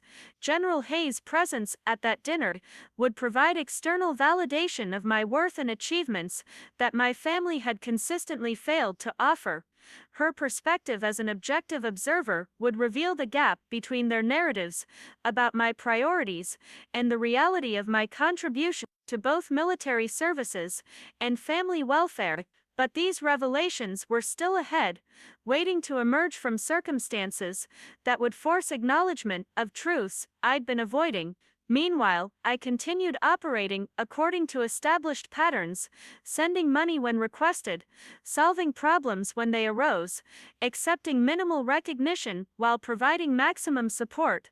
The transformation that would reshape my understanding of family relationships, personal boundaries, and self-worth was building pressure beneath the surface of my conscious awareness, but it hadn't yet reached the critical point where change would become inevitable. The holiday season was approaching with its familiar demands and expectations, its assumed obligations, and unacknowledged sacrifices. Kevin's latest crisis was developing, requiring intervention that would test my willingness to continue funding his artistic ambitions. My parents' financial needs were expanding to fill available resources, creating dependencies that were becoming permanent rather than temporary. The system I'd built to maintain family harmony was approaching its operational limits, though I couldn't yet recognize how close I was to its complete failure. Christmas dinner would bring these tensions to their breaking point, forcing recognition of realities that I'd been working to deny. But that confrontation was still days away, and I was still committed to maintaining patterns that had defined my family relationships since childhood, still believing that increased contribution would eventually generate increased appreciation, still assuming that love meant accepting whatever treatment others chose to provide. The call from Kevin that would trigger this crisis was still coming, carrying assumptions about my availability and priorities that would finally exceed my capacity to accommodate without questioning the fundamental dynamics that made such assumptions possible. The financial support I'd been providing automatically would finally be revealed as enabling rather than helping, dependency creation rather than problem solving. But for now, I was still the reliable daughter who could be counted on to solve problems, fund emergencies, and provide support without requiring reciprocal recognition or appreciation. The identity I'd constructed around my utility to others was still intact, though it was already showing stress fractures that would soon expand into complete structural failure. The earthquake that would reshape everything was building toward its inevitable release, carrying with it possibilities for authentic relationships based on mutual respect rather than assumed obligation.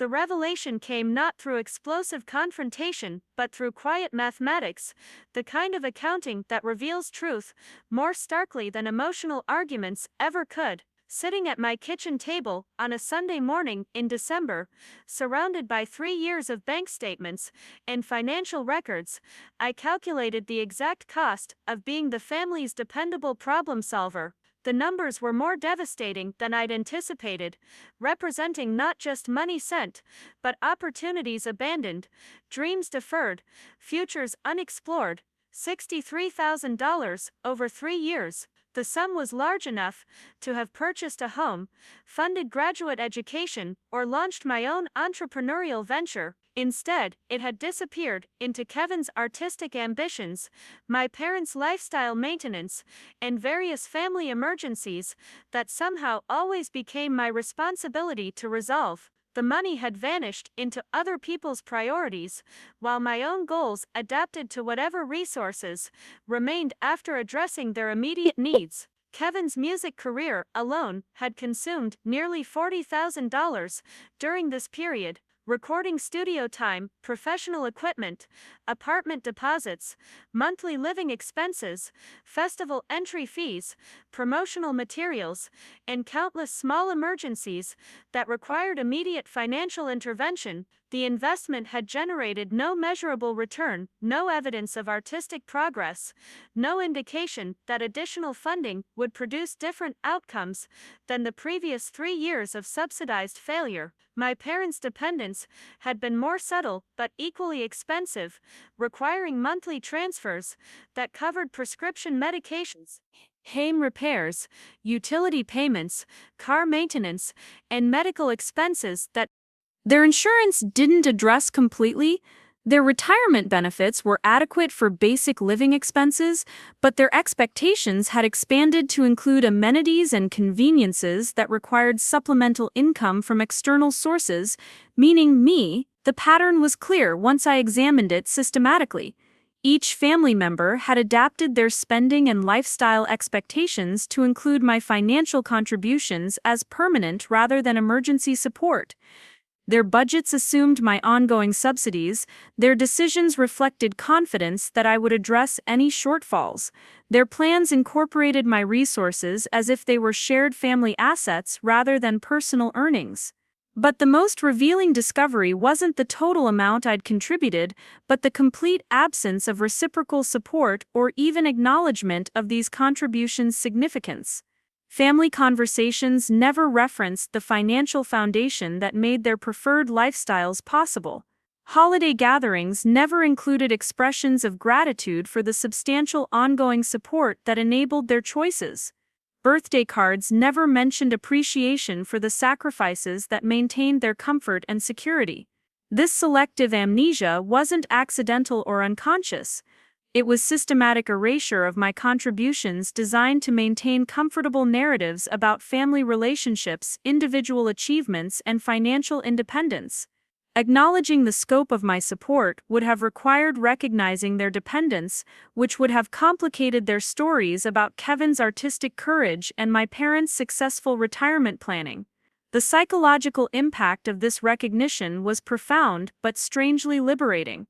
For years, I'd felt simultaneously essential and invisible, wondering why my substantial contributions generated so little appreciation or acknowledgement. Now I understood that the lack of recognition was deliberate, necessary for maintaining family dynamics that would collapse if everyone acknowledged the reality of financial dependence and emotional manipulation. My role as the invisible safety net allowed others to take risks, pursue dreams, and maintain lifestyles that wouldn't have been possible without my ongoing subsidies. But acknowledging this reality would have shifted family power dynamics in ways that would have been uncomfortable for everyone except me. The accounting session that Sunday morning had stripped away every comfortable illusion I'd maintained about family relationships and financial boundaries. The stark mathematics revealed not just the magnitude of my contributions but the systematic nature of everyone's dependence on them. What I'd rationalized as temporary assistance and emergency support was actually the foundation that made their preferred lifestyles possible, yet this foundation remained invisible in all family narratives about individual success and personal responsibility. Kevin's artistic career existed entirely because of my financial underwriting, but conversations about his musical progress never acknowledged this basic economic reality. His courage in pursuing creative dreams was celebrated while the subsidy that made such courage possible was ignored completely.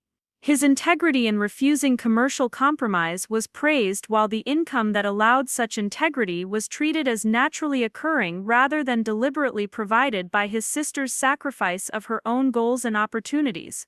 My parents had restructured their retirement around the assumption of ongoing financial support from their successful daughter, but they spoke about their comfortable lifestyle as evidence of wise planning and careful savings rather than dependence on external subsidies.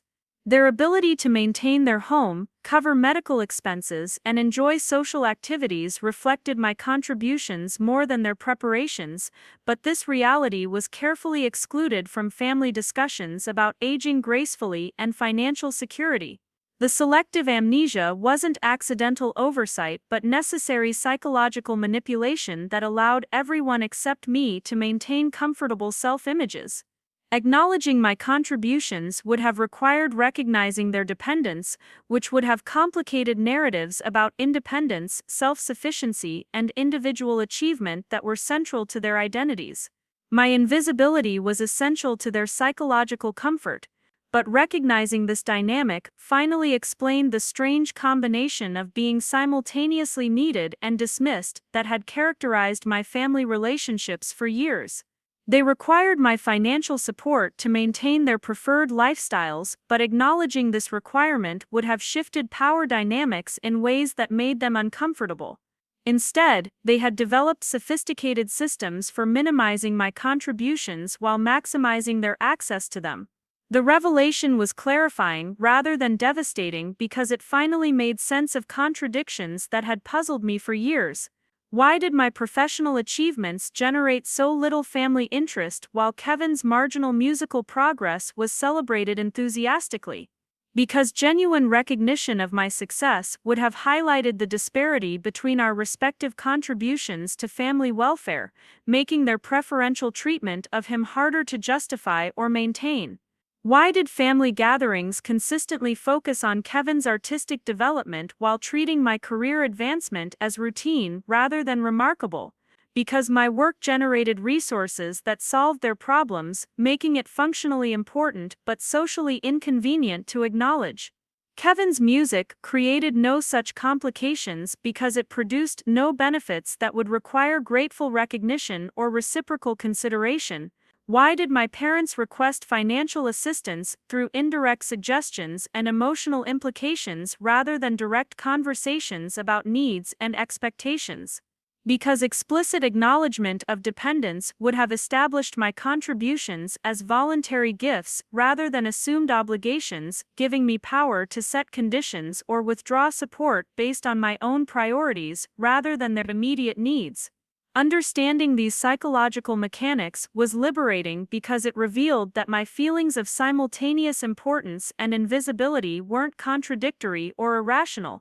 They accurately reflected family dynamics designed to maximize my utility while minimizing my agency to ensure ongoing access to my resources while preventing me from recognizing my leverage or establishing boundaries based on reciprocal respect and appreciation.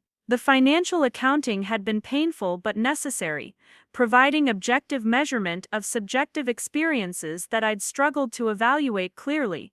The $63,000 represented not just money transferred but evidence of systematic exploitation disguised as family loyalty, emotional manipulation presented as natural affection, and psychological control maintained through guilt and obligation rather than honest communication about needs and boundaries.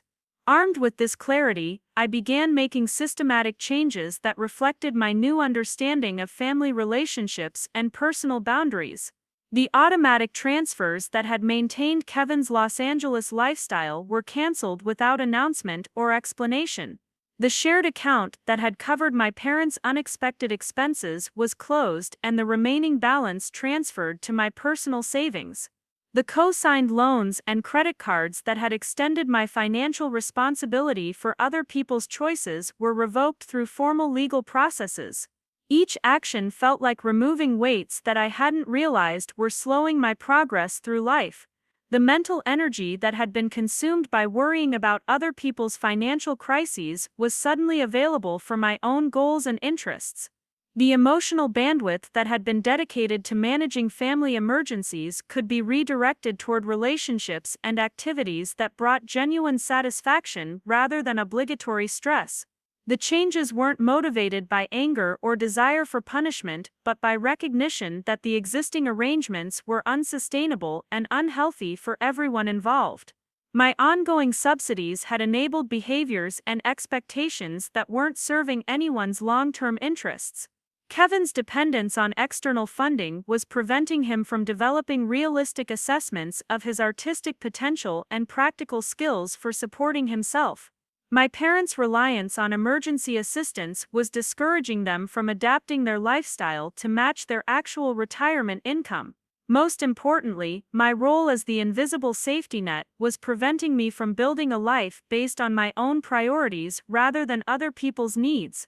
The resources I'd been directing toward family maintenance could be invested in my own professional development, personal relationships, travel opportunities, educational pursuits, or simply saved for future goals that I'd never been able to pursue while funding everyone else's immediate wants. The psychological transformation was more gradual than the financial changes, but equally significant. For years, I'd defined my worth primarily through my utility to other people, measuring my value by my capacity to solve problems, provide resources, and maintain stability that allowed others to pursue their preferences without concern for practical consequences. This identity had become so central to my self-concept that I couldn't imagine relationships based on other foundations. But working with veterans in our placement program had shown me examples of people who'd successfully redefined their identities after major life transitions, who'd learned to value themselves for inherent worth rather than functional utility, who'd built new relationships based on mutual respect and genuine appreciation rather than assumed obligation and convenient dependence. Their examples provided models for transformation that I hadn't previously considered possible for myself. General Hayes had become particularly influential in helping me recognize leadership principles that applied to personal relationships as well as professional situations. Her approach to command emphasized clear expectations, honest communication, and mutual accountability rather than manipulation, guilt, or emotional exploitation.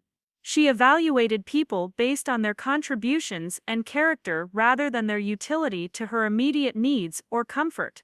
The contrast between her leadership style and my family's relationship dynamics highlighted how far my personal life had deviated from principles that I understood and applied successfully in professional contexts. I would never have accepted from colleagues or supervisors the kind of treatment that I'd learned to expect from family members, yet I'd convinced myself that different standards applied to blood relationships, despite the obvious psychological costs of maintaining such artificial distinctions. The veteran placement program continued to expand throughout December, generating recognition that validated my professional competence in ways that my family had never provided. Media interviews about our innovative approach to civilian transition challenges, speaking opportunities at military conferences, and consultations with federal officials about policy implementation all confirmed that my work was genuinely valuable and nationally significant rather than merely useful for family financial maintenance.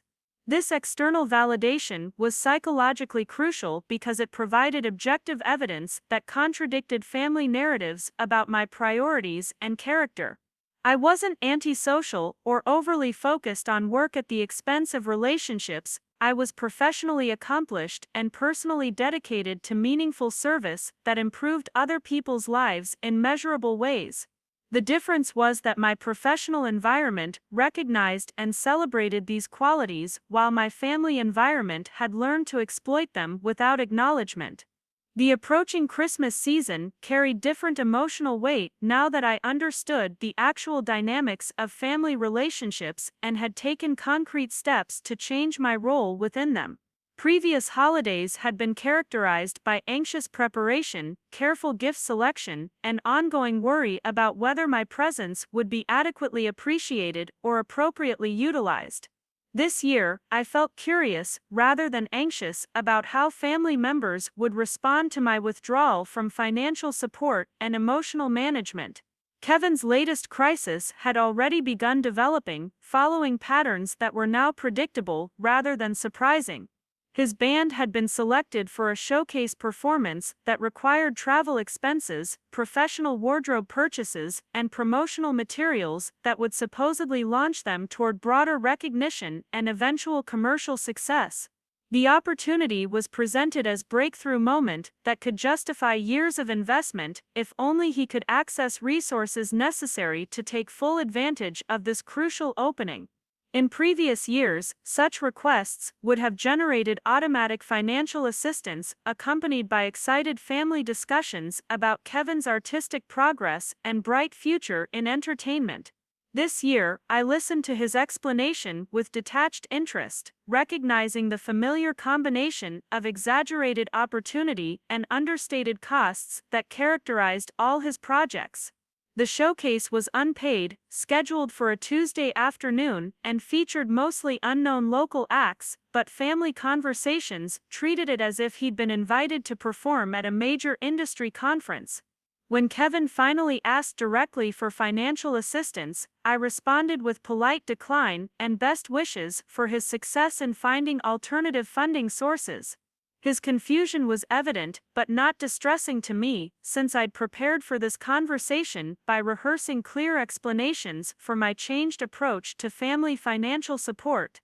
I wasn't angry or disappointed, simply unavailable for continued subsidies that weren't producing measurable results or generating reciprocal appreciation. My parents' reaction to my financial withdrawal was more complex, involving stages of disbelief, negotiation, emotional manipulation, and eventual acceptance that reflected their deeper dependence on my support. Their initial response was surprise that I would withdraw assistance during the holiday season when family solidarity was traditionally most important. They suggested that temporary financial stress was affecting my judgment about family priorities and offered to discuss alternative arrangements that might address my concerns while maintaining essential support systems.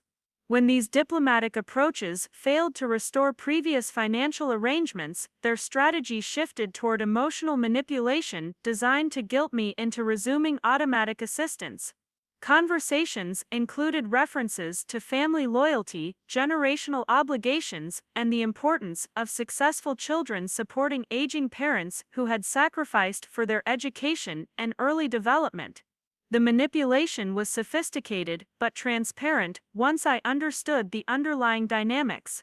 My mother's approach emphasized gratitude and disappointment, expressing appreciation for past assistance while suggesting that withdrawal of support represented abandonment of family values that had always been central to our relationships.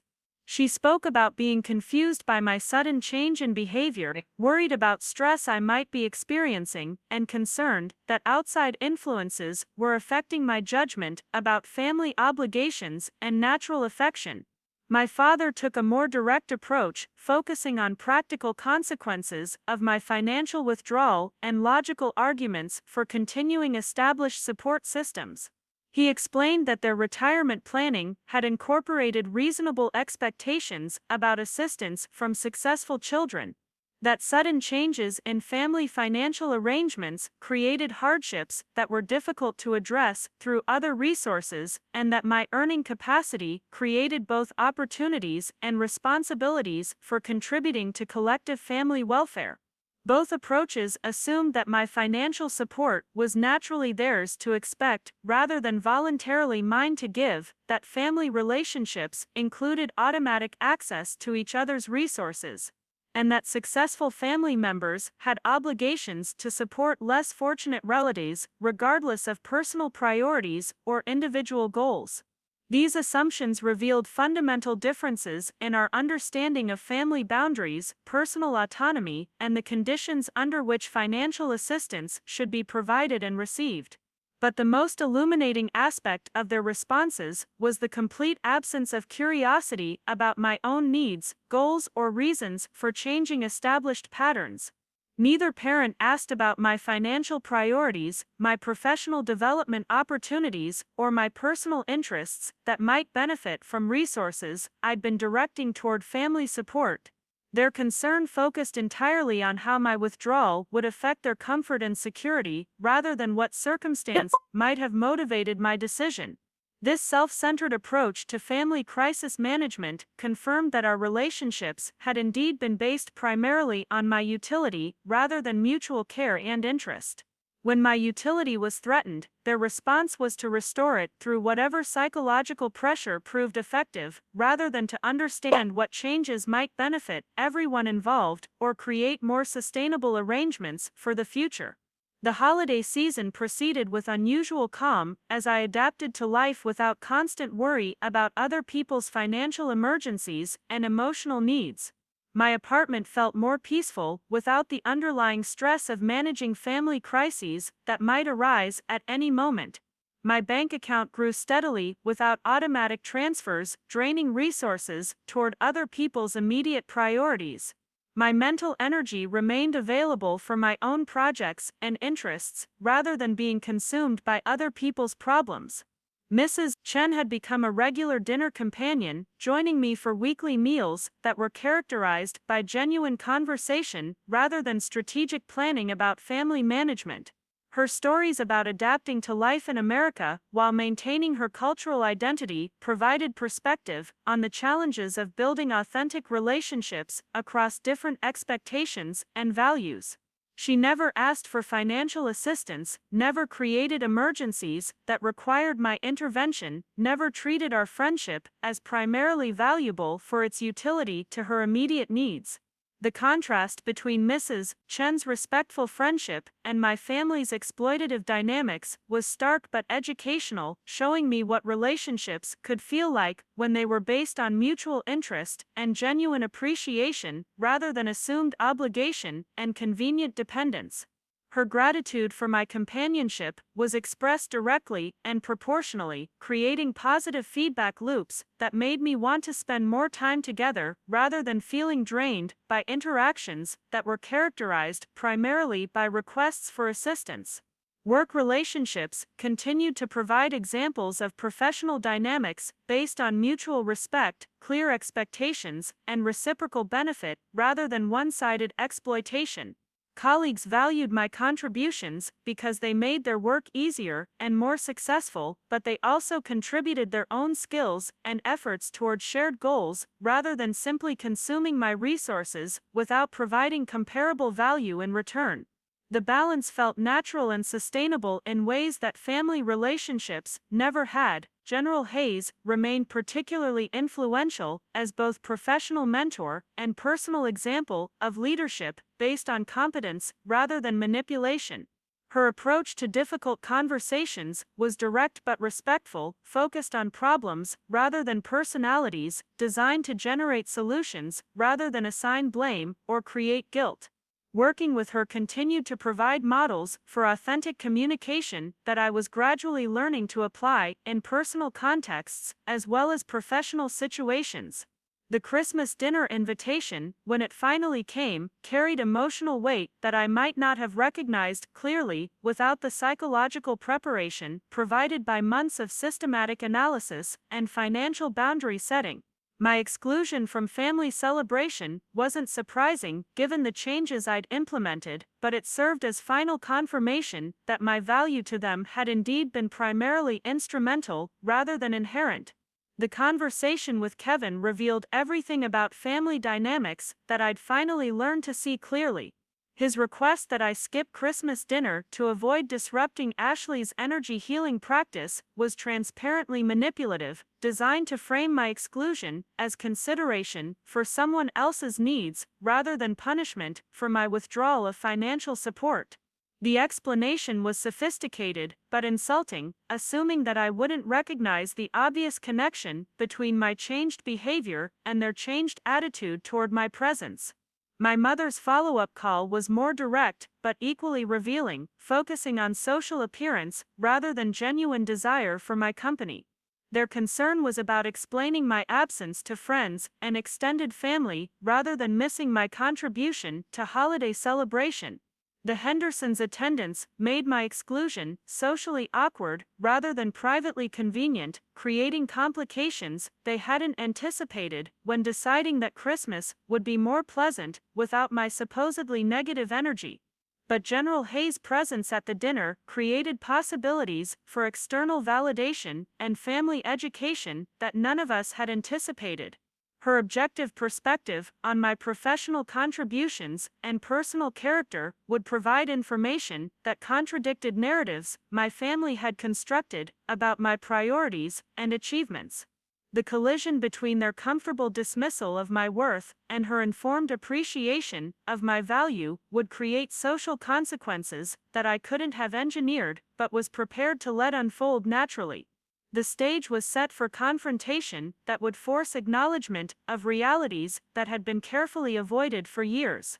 My family's curated image of successful harmony and mutual support would collide with objective assessment of actual relationships and contributions.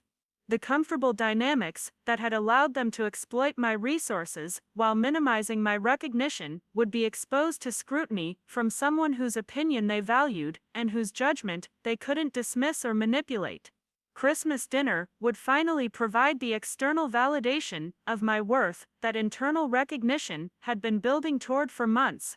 The transformation that had begun with financial accounting and continued through psychological analysis would reach its culmination when General Hayes explained exactly who I was and what I had accomplished to people who had somehow managed to remain ignorant of both despite years of direct benefit from my success and support.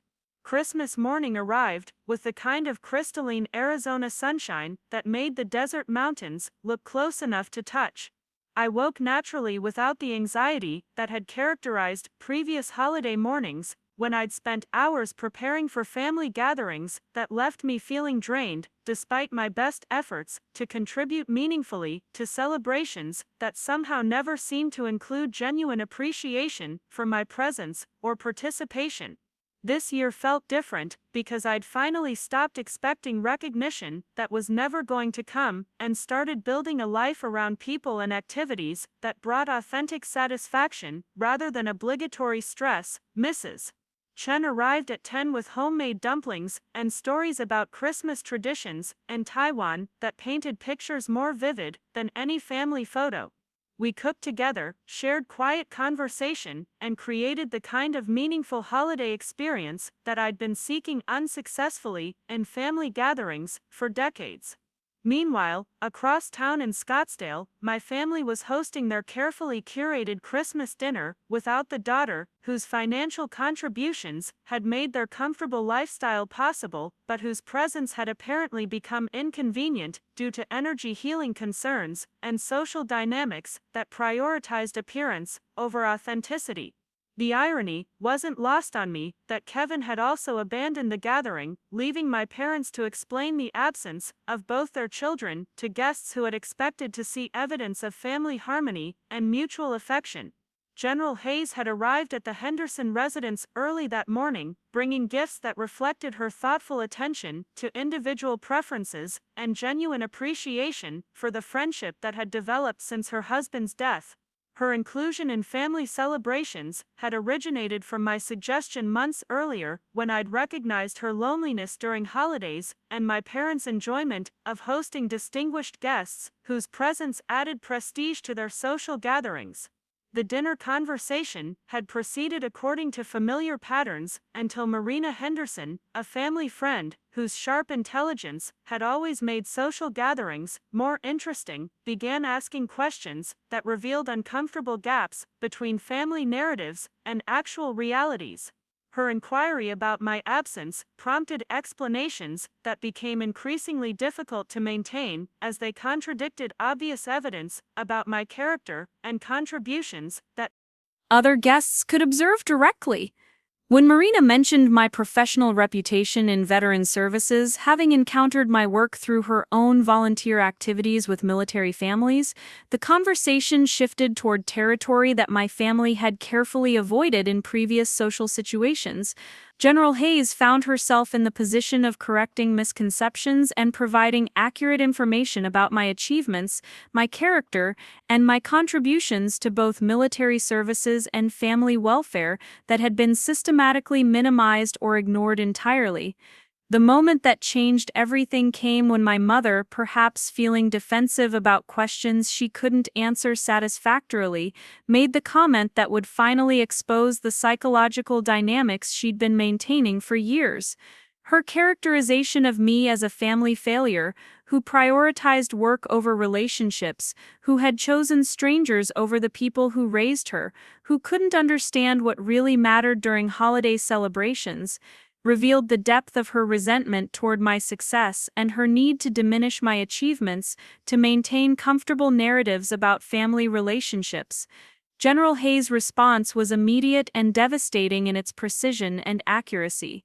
Her detailed explanation of my professional accomplishments, my contributions to veteran services, my role in developing programs that had improved hundreds of lives, and my character as demonstrated through consistent dedication to meaningful work created a stark contrast with my mother's dismissive characterization. But more importantly, her information about my personal generosity toward family members revealed the hypocrisy of criticizing me for prioritizing strangers while benefiting extensively from my ongoing financial support. The silence that followed General Hayes' comprehensive defense of my character and contributions was profound and uncomfortable in ways that couldn't be smoothed over through social pleasantries or topic changes. Every person at that table suddenly understood that they had been listening to a woman attack her daughter's character while simultaneously benefiting from that daughter's generosity, criticizing her priorities while depending on her success, questioning her family loyalty while exploiting her financial support. Marina's follow-up questions about specific aspects of my work revealed the extent of my family's ignorance about my professional life and achievements. They couldn't answer basic questions about my responsibilities, my recognition within military circles, or my contributions to veteran services because they had never bothered to learn these details, despite years of conversations where such information had been available if they had shown genuine interest in my life beyond its utility to their immediate needs. The aftermath of this dinner conversation created ripple effects that extended far beyond family relationships into social circles, where my parents had maintained carefully constructed images of successful parenting and harmonious family dynamics. Marina's subsequent social media posts about families who rewrite people to fit prettier stories, about silence as erasure, about damage done in rooms decorated with photos of people they pretend don't exist, created public pressure that made private denial increasingly difficult to maintain. The contrast between their public narratives and private behavior became a source of social embarrassment that they couldn't address without acknowledging the truth of their treatment of me. But they couldn't acknowledge this truth without admitting to psychological manipulation and financial exploitation that would damage their reputations within social circles, where they'd positioned themselves as examples of successful family relationships and wise parenting choices. Their response to this social pressure revealed everything about their priorities and character. Instead of genuine reflection about family dynamics or authentic apologies for years of dismissive treatment, they focused on damage control and reputation management. Their concern was about social consequences rather than personal relationships, public appearance rather than private integrity, strategic communication rather than honest examination of behaviors that had created the crisis. Kevin's phone call 3 days after Christmas exemplified their approach to family crisis management. His apology followed familiar patterns of explaining away choices through external influences, while avoiding personal responsibility for decisions that had contributed to family dysfunction. Ashley's energy healing concerns, creative pressure, and various other factors were presented as explanations for his absence rather than acknowledgement that his decision to abandon Christmas dinner created complications for parents who were already struggling to explain my exclusion. But more importantly, his surprise about my professional achievements revealed the extent to which family members had remained deliberately ignorant about my life and work despite years of conversations where such information had been readily available. His question about why I'd never told them about my important work was particularly revealing because it demonstrated their assumption that my failure to communicate was responsible for their lack of knowledge rather than recognizing their consistent lack of interest in information that didn't directly serve their immediate needs. My parents' attempts to restore previous financial arrangements followed predictable patterns of emotional manipulation designed to guilt me into resuming automatic assistance without addressing underlying relationship problems that had created the crisis. Their focus remained on practical consequences of my financial withdrawal rather than psychological dynamics that had made such withdrawal necessary for my emotional health and personal development. The sophisticated nature of their manipulation revealed years of practice in managing my responses to serve their needs while maintaining comfortable distance from acknowledging dependence that might have created reciprocal obligations or recognition of my contribution's significance. They had developed elaborate systems for accessing my resources while minimizing my agency, ensuring ongoing financial support while preventing me from establishing conditions based on reciprocal respect and genuine appreciation. But the most illuminating aspect of the crisis management was the complete absence of curiosity about my perspective, my needs, or my goals that might have motivated changes in established patterns. Their exclusive focus on restoring arrangements that served their convenience revealed that our relationships had been based entirely on my utility rather than mutual care and interest, that they valued my presence only insofar as it provided benefits they couldn't access through other sources. The professional recognition that continued throughout the spring provided external validation that contradicted family narratives while creating opportunities for personal growth that had been impossible when my resources were consumed by other people's immediate needs. Speaking engagements at military conferences, media interviews about veteran services innovation, and consultations with federal officials about policy implementation all confirmed that my work was genuinely significant and nationally important rather than merely useful for family financial maintenance. The Southwest Regional Program expansion that General Hayes had recommended created possibilities for career advancement that reflected my actual capabilities rather than family expectations about appropriate ambitions for daughters who should prioritize relationships over professional achievement. The promotion represented recognition from people who understood my contributions and valued my potential rather than viewing my success as threat to their comfort or convenience. Mrs. Chen's friendship continued to provide examples of relationships based on mutual respect and genuine appreciation rather than assumed obligation and convenient dependence. Her gratitude for my companionship was expressed directly and proportionally, creating positive interactions that made me want to spend more time together rather than feeling drained by encounters characterized primarily by requests for assistance or emotional support that was rarely reciprocated. The veterans in our placement program offered ongoing examples of people who had successfully redefined their identities after major life transitions, who had learned to value themselves for inherent worth rather than functional utility, who had built new relationships based on mutual respect rather than historical patterns that no longer served their well-being or personal growth. Their resilience and adaptability provided models for transformation that I was gradually implementing in my own life. The second Christmas after my exclusion from family celebrations arrived with different emotional weight now that I understood the actual dynamics of family relationships and had built a life around people who valued my presence for reasons beyond my utility to their immediate needs. The holiday felt genuinely celebratory rather than anxiously performed, meaningful rather than obligatory, satisfying rather than draining. My apartment had become a space that reflected my preferences rather than other people's expectations, decorated according to my taste rather than social requirements, organized for my comfort rather than others' convenience. The Christmas tree stood in the corner not because holiday traditions demanded it but because I enjoyed its presence, its lights creating geometric patterns on exposed brick walls that I'd chosen for their beauty rather than their impression on visitors.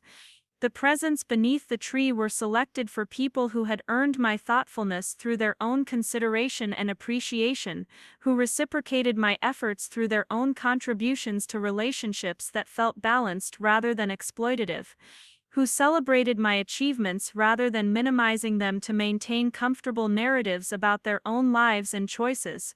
General Hayes had become both professional mentor and personal example of leadership based on competence and integrity rather than manipulation and guilt.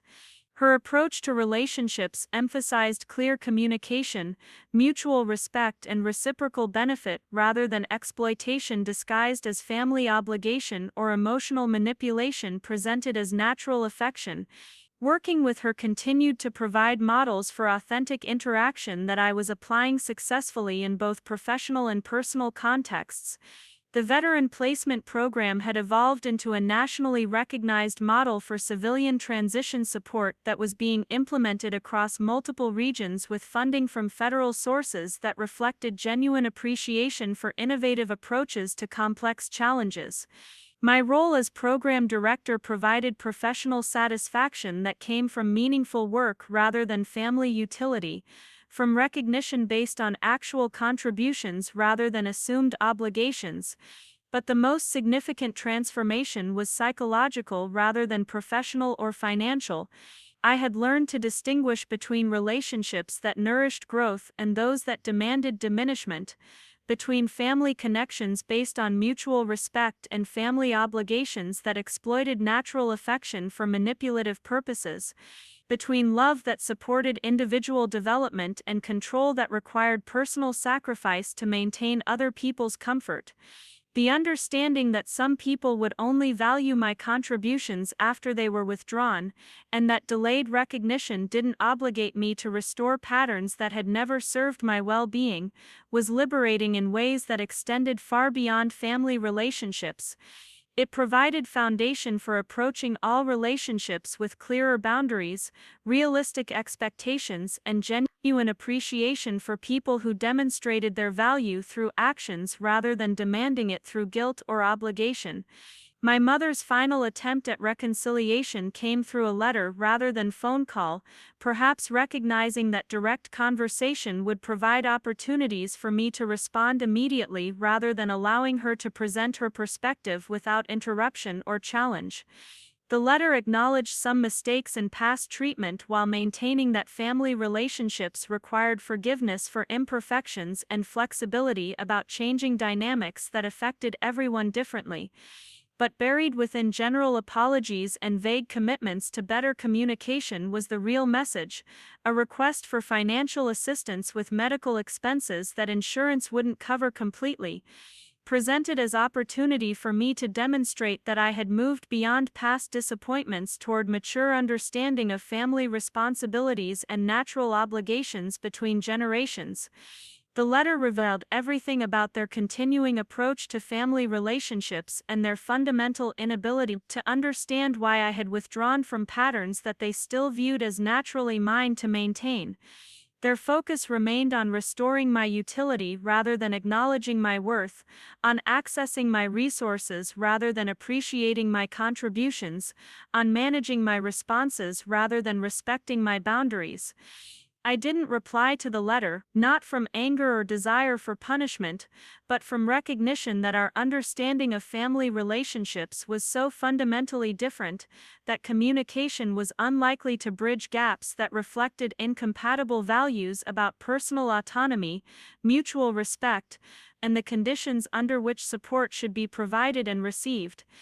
Instead, I focused my energy on relationships and activities that brought genuine satisfaction rather than obligatory stress, on people who valued my presence rather than my utility, on work that was meaningful rather than merely functional. The life I built around these principles felt more authentic and sustainable than anything I'd experienced while trying to earn approval from people who had never been capable of providing it. The third Christmas brought a phone call from Kevin, his voice different from previous conversations in ways that suggested genuine reflection rather than strategic communication designed to restore previous arrangements. He spoke about therapy sessions that had helped him understand family dynamics more clearly, about recognition that his artistic ambitions had been subsidized by other people's sacrifice, about appreciation for support that he had taken for granted while criticizing my priorities and character. His apology was more specific and personal than previous attempts at family reconciliation, acknowledging particular incidents and patterns rather than offering general regrets about misunderstandings and communication difficulties.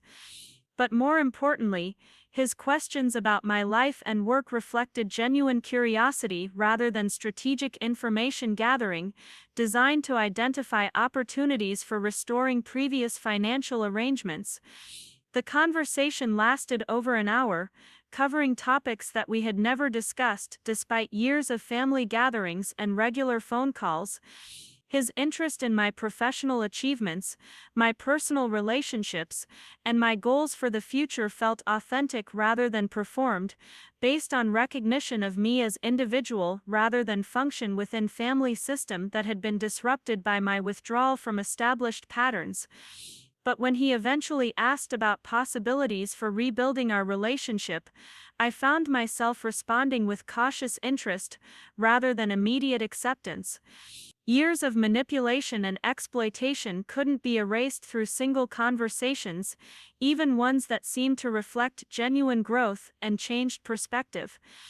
Trust would need to be rebuilt gradually through consistent behavior rather than restored immediately through apologetic communication. My response focused on possibilities for future relationship based on mutual respect and reciprocal consideration rather than return to previous patterns that had served his needs while ignoring mine.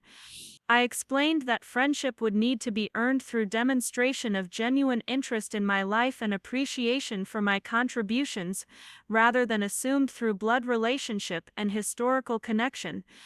His acceptance of these conditions suggested that his therapeutic work had indeed created insights into family dynamics that might allow for healthier relationships in the future. But I remained committed to evaluating his behavior over time, rather than accepting his words as evidence of transformation that might not be sustained when tested through actual circumstances that required sacrifice or compromise on his part. My parents' Christmas card that same year included a brief note expressing hope that time had provided perspective that might allow for eventual reconciliation based on recognition that families need forgiveness and flexibility to maintain connection despite imperfections and misunderstandings that affect everyone differently. But the language remained vague and non-committal, focused on general principles rather than specific acknowledgments of behavior that had created problems requiring forgiveness. More importantly, their communication contained no curiosity about my life during our years of separation, no questions about my achievements or relationships or goals that might provide foundation for rebuilt connection based on mutual interest rather than historical obligation. Their focus remained on restoration of previous patterns, rather than development of new relationships that might serve everyone's interests more effectively. I responded with holiday wishes that were polite but distant, acknowledging their communication without accepting their premises about family relationships or expressing interest in arrangements that would recreate previous dynamics under new management. My life had become too satisfying to risk disruption through relationships that had consistently demanded my diminishment as condition for their comfort. The fourth Christmas brought genuine peace that came from finally understanding the difference between family relationships based on mutual respect and family obligations that exploit natural affection for manipulative purposes. I had learned that some people are only capable of appreciating what they've lost after it's gone, but that delayed recognition doesn't create obligation to restore arrangements that had never served my well-being. General Hayes remained an important presence in my life, providing professional guidance and personal friendship that was based on recognition of my actual worth rather than assumption about my utility to her immediate needs. Her example continued to demonstrate leadership principles that applied to personal relationships as effectively as professional situations, showing me what authentic respect looked like when it was offered freely, rather than demanded through guilt or obligation. Mrs. Chen had become chosen family whose presence in my life was based on mutual enjoyment, rather than assumed obligation, whose appreciation for my friendship was expressed through her own contributions to our relationship, rather than through expectations about my continued availability for her convenience. Her stories about building meaningful life in new circumstances provided ongoing inspiration for my own transformation. The veteran placement program had grown into a nationally recognized model that was being implemented across multiple regions, with support from federal agencies that appreciated innovative approaches to complex challenges affecting military families.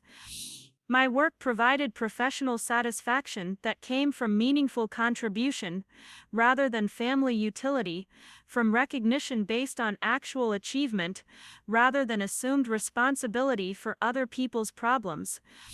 But the most profound change was internal, psychological transformation that came from finally understanding that I was never meant to earn love through usefulness, never born to reflect other people's pride or absorb their disappointment, never designed to sacrifice my own growth to maintain their comfort. The girl who had folded herself smaller and smaller to fit into spaces others offered had been replaced by a woman who understood her inherent worth and refused to accept relationships that required her diminishment. The Christmas dinner that changed everything had provided external validation of worth that I had finally learned to recognize independently, but more importantly, it had revealed family dynamics that couldn't be maintained once they were exposed to objective scrutiny. General Hayes' defense of my character had silenced my mother's harsh criticism, not through superior argument, but through superior information about who I actually was and what I had actually accomplished.